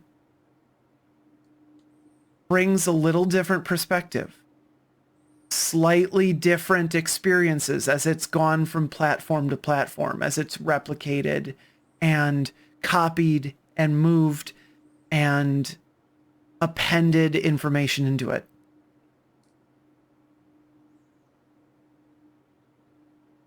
And I think that these platforms could be analogous to our communities and the entire sort of programming, the blueprint of these Geth. That's humanity. Mm. And then the universe around them is just the same as the universe around us. It's just funk. But we can imagine it happening on that lower level. Millions of computer processes talking to each other, making informed decisions, affecting each other, having simulated discussions, input and output, and coming to a decision. And then they hook into a network, an internet, and they all distribute and they spread that information. That network, again, that could be the funk. Funk 2.0, baby. There's a mission in these video games, and I promise I'm getting to a point where you have one of these Geth on your team and you have to do something for them. You have to go and find Geth heretics. These are Geth programs that have been overwritten with, they've been corrupted by a higher order AI. And so you're presented with this moral quandary of deleting them because they've been corrupted, or overwriting them, which is almost in a way taking some of their identity away, or even molding their society and their funk, their understanding of the world to be more appropriate to your worldview, which feels tyrannical in a way.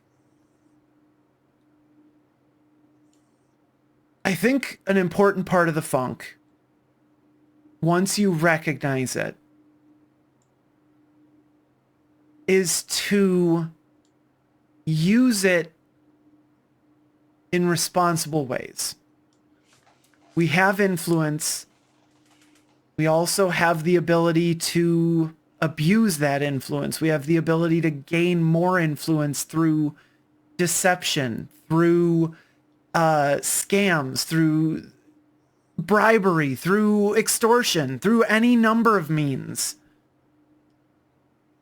And the funk is something that's delicate, but the funk is going to remember and it's going to react no matter what, if I understand the funk. Correct. So knowing that the funk is going to remember what you do, what are you going to do? Thanks for talking this out with me. Catch you later, Sean. Later, Will. Thank you again for your reading and your input. I really love that story that you added at the end with the Mass Effect and the Geth. That's such a good metaphor and something else to inspire more thought and influence on people or anyone who listens to that or interacts with it or engages with it. And so now we are going to continue with the reading of the same pages from Sludge Man of Houston, or Sludge Jemmons, as he's called on Instagram. I am going to not pause this because, again, I want this to be raw and unedited in real time. And so I'm going to go to the bathroom. So I'll see you in a second.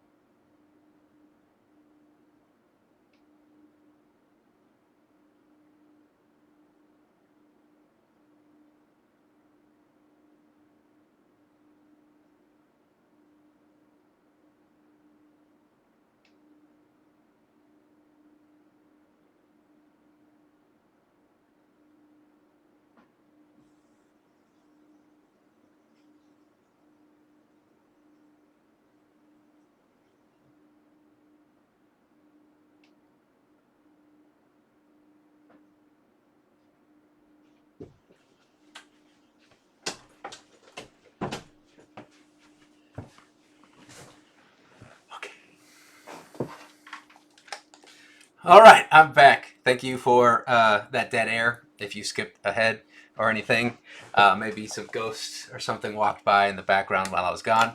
Who knows? I'll never know until I watch the re-edit of the actual posting of this. Okay, let us continue with the same pages as read by the Sludge Man of Houston and hear his thoughts. Hello, this is the Sludge Man of Houston. I'm going to read pages 101 to 110. Insecurity leads to returning or resorting back to natural character/self, as unnatural characters stand out, especially if amplified. Emotions are socially transferable to an audience. Symbolically, within the systems we have created, money talks, but it is not wise, intelligent, or intellectual. Impossibility is an illusion of what we cannot currently imagine as a possibility, of being as a result of not being. Things that were/are impossible are capable of becoming possible.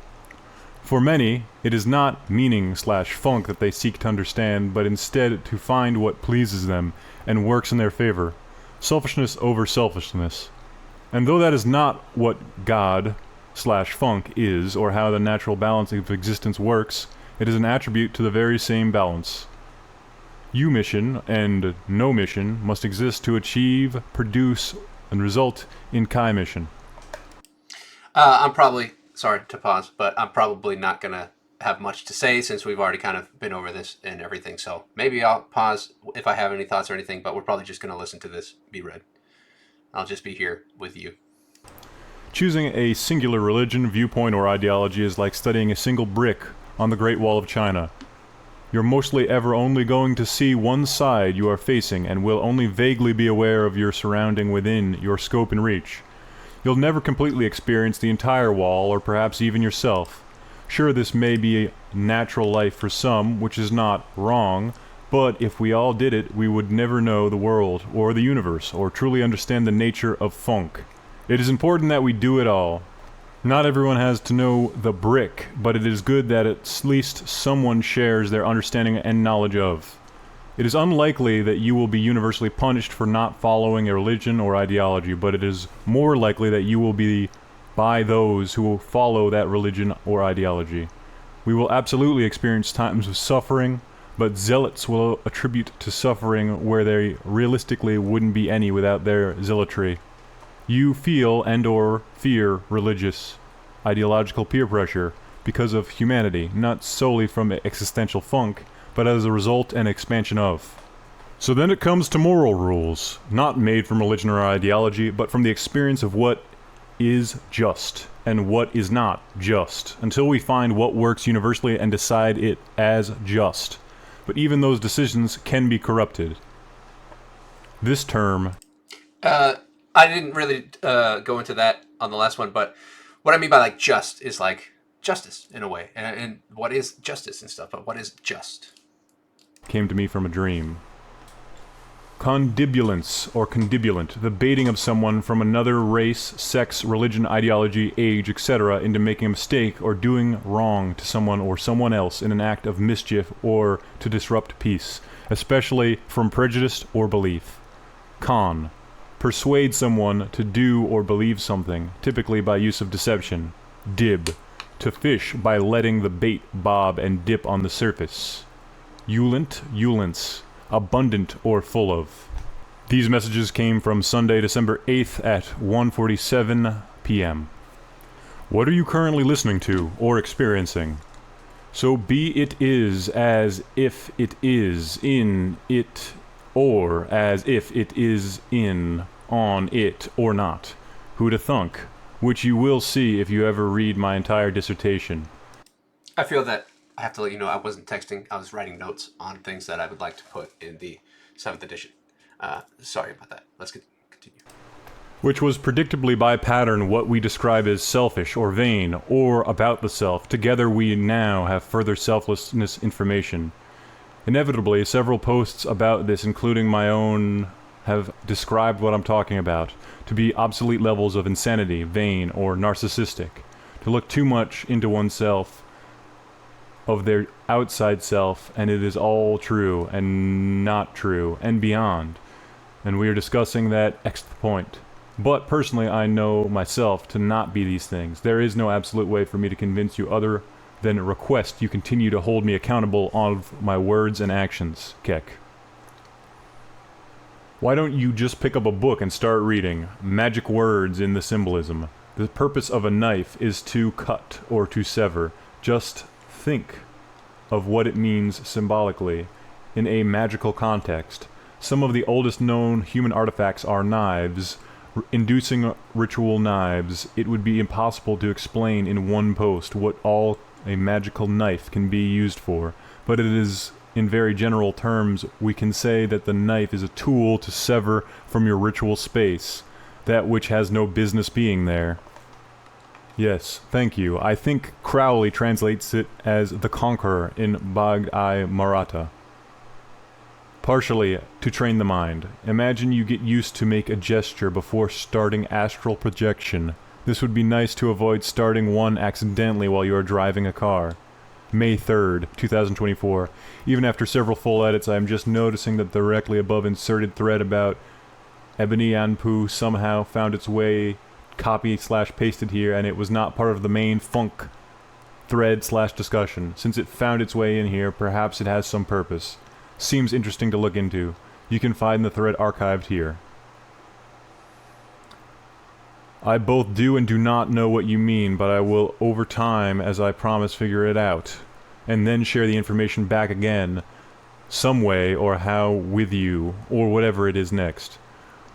Would your, or someone else, please mind explaining this sequence of characters through what is now closer understandable as the funk, as it will eventually be that sequence, / will result in the answer.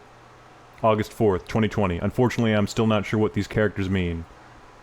May 10th, 2022. With some investigation, I have come to find out that this term is World of Warcraft slang for a racial slur. That may lead us somewhere, but why would it lead us specifically to the meaning of life, the universe, and existence? We might just end up in a loop. That is exactly what I am observing and been transcribing to you in the answer and also not the answer, and you, that loop just closed and began again. To our current, and again, as it was and was not before, understanding of the funk, you, now me, that is partly the equation. We are at a quantum level each other.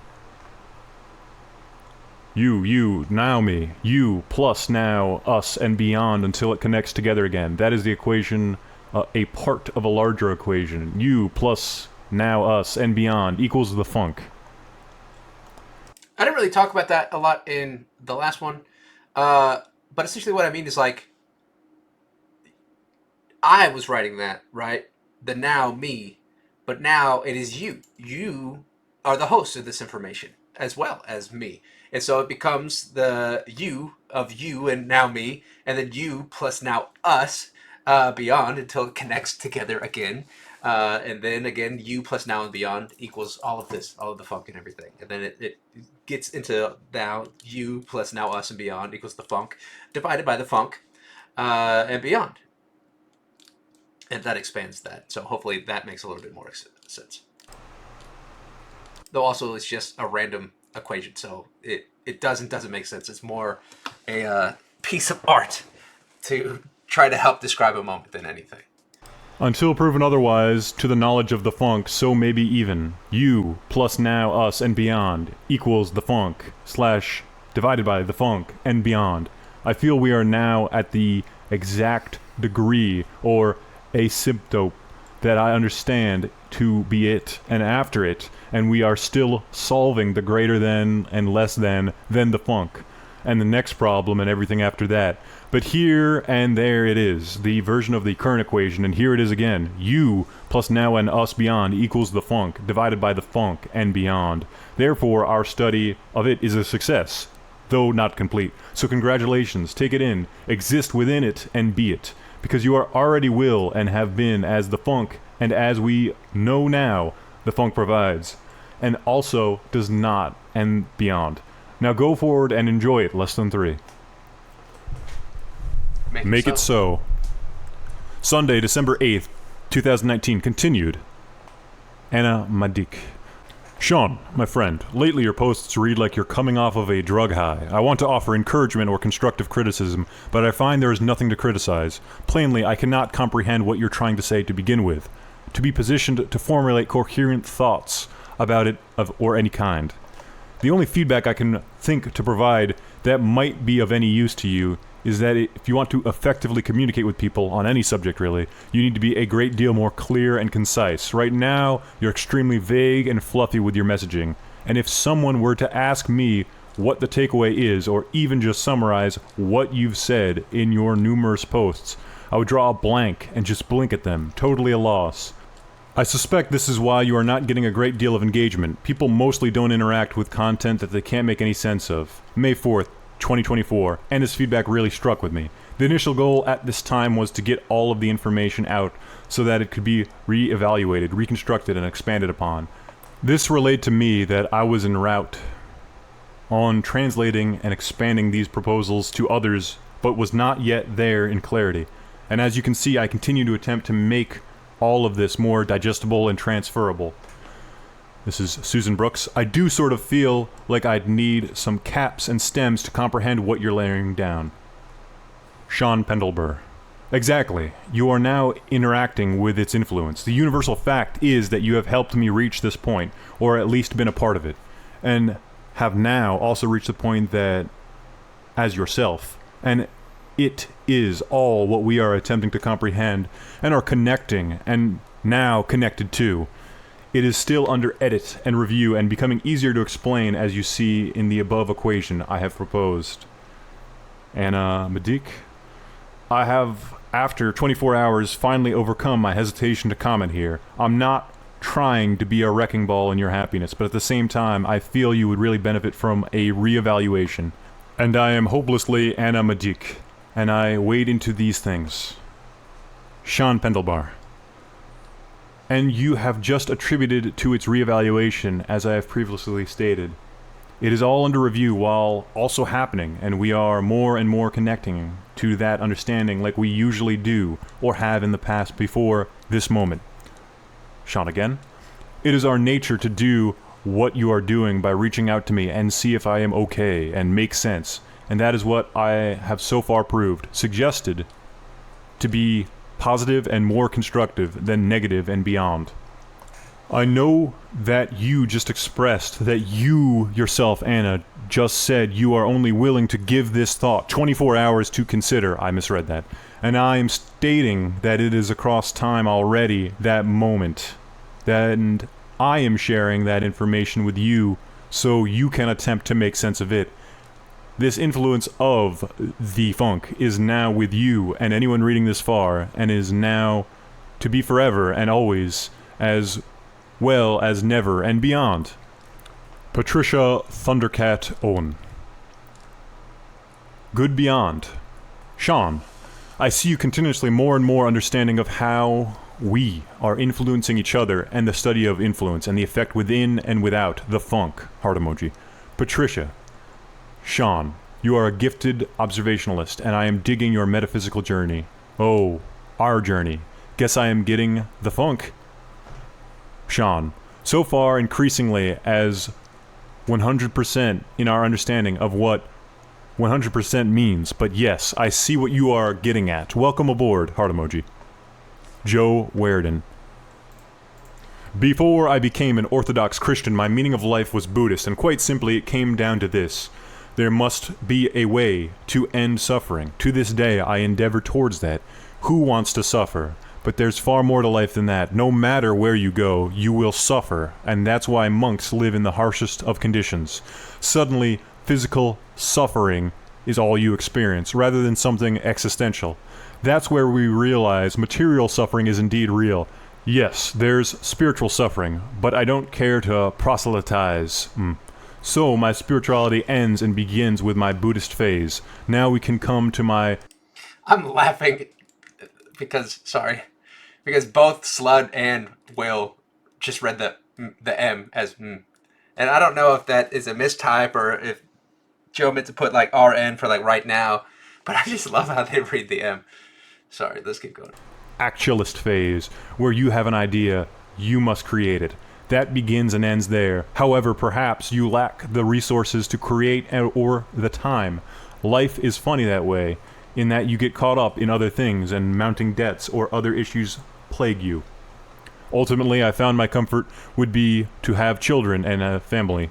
All of my hopes and dreams are evaporating fast. It would be better to start a family and try to plant the correct seeds in their minds rather than pursue my own endeavors and dedicate myself to giving them a proper upbringing and hoping that just one bit of my ideology, religion, philosophy is still reflected in their work, and that ultimately it can spread, or at the very least, these people will be raised better than I was, and will follow life better than I did with almost no guidance. So that's my meaning of life. Nothing esoteric, cutting out the finer points of my religion, philosophy, and worldview.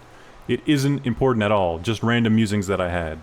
Sean, you see the rules and patterns as they are observable to you, and then you are playing your theoretical game through yes and. If this, then what? Denials, RNG, and time, like D&D and beyond. Seemingly, yes. I admit this was a very poorly asked question.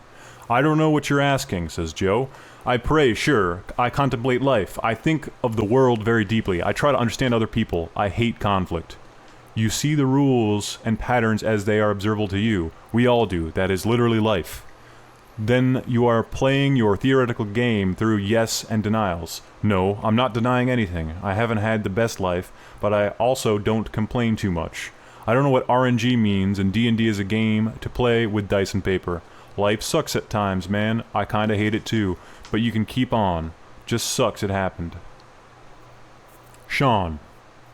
I see you understanding and correctly and incorrectly enjoying the collection of data you, I, and we are currently discussing. Yes, and denials. No, I'm not denying anything. I haven't had the best life, but I also don't complain too much.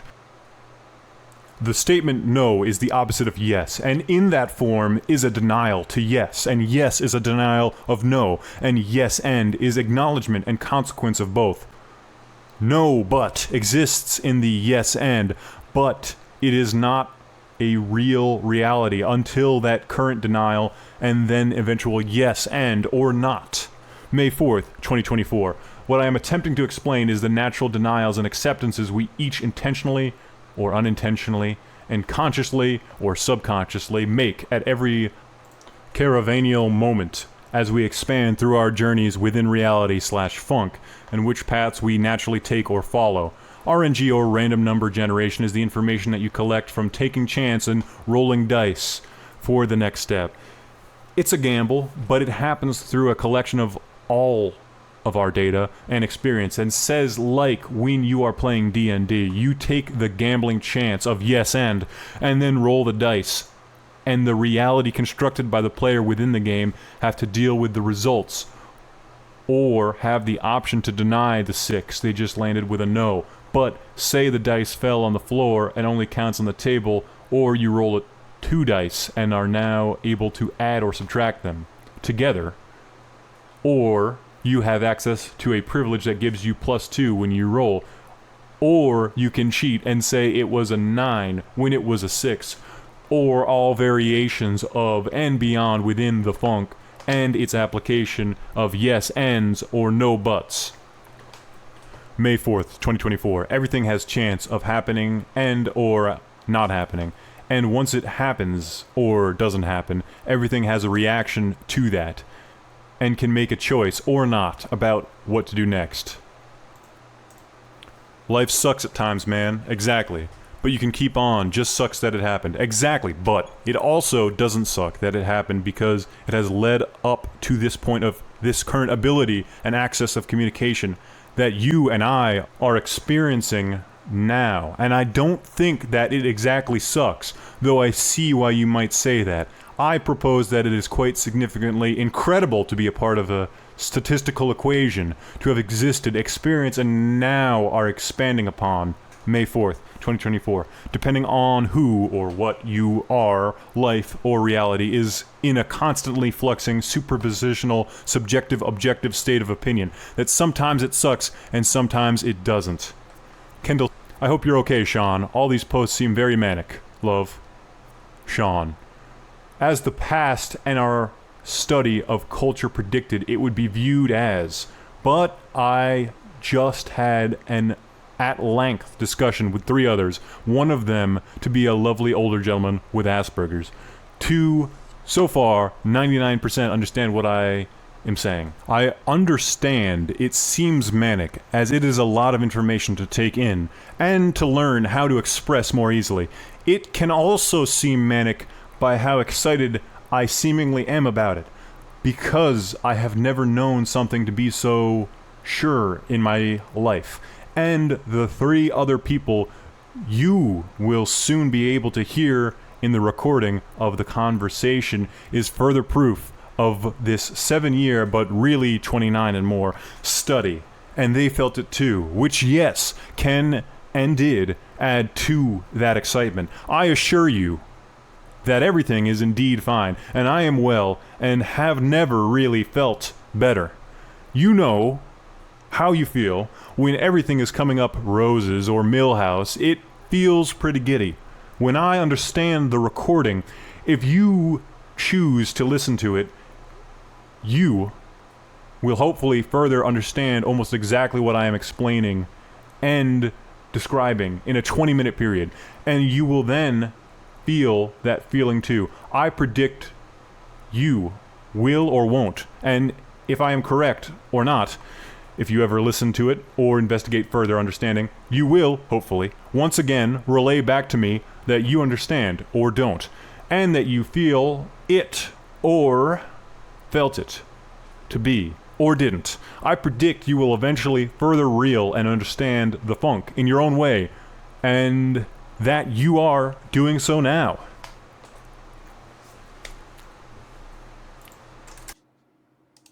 And that is the pages. Let's hear Slud's thoughts.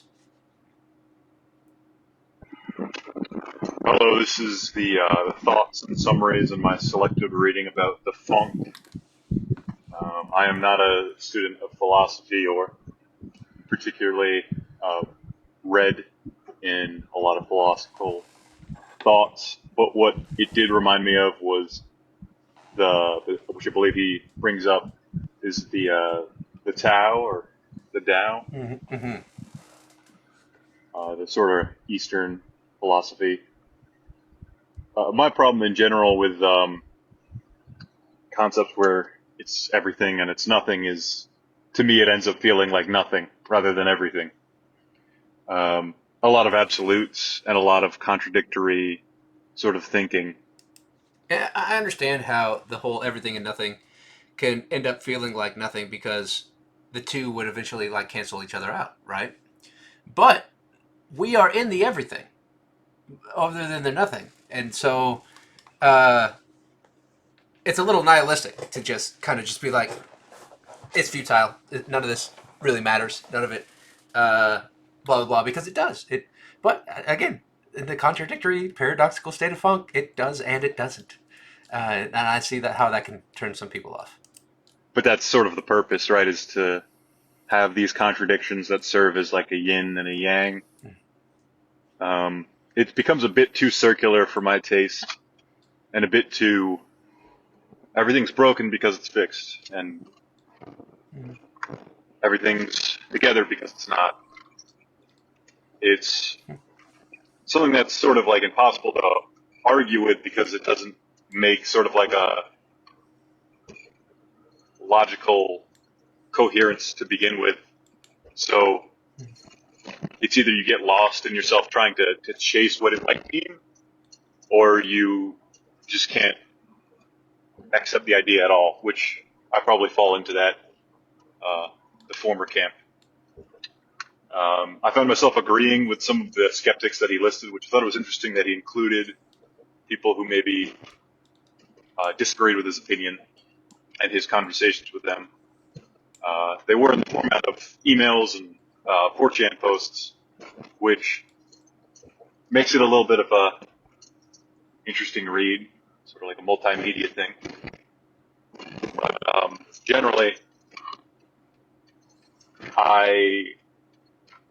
it was an interesting like thought experiment, but I'm not sure if I got particularly a lot out of it myself on the ideas and musings of the funk.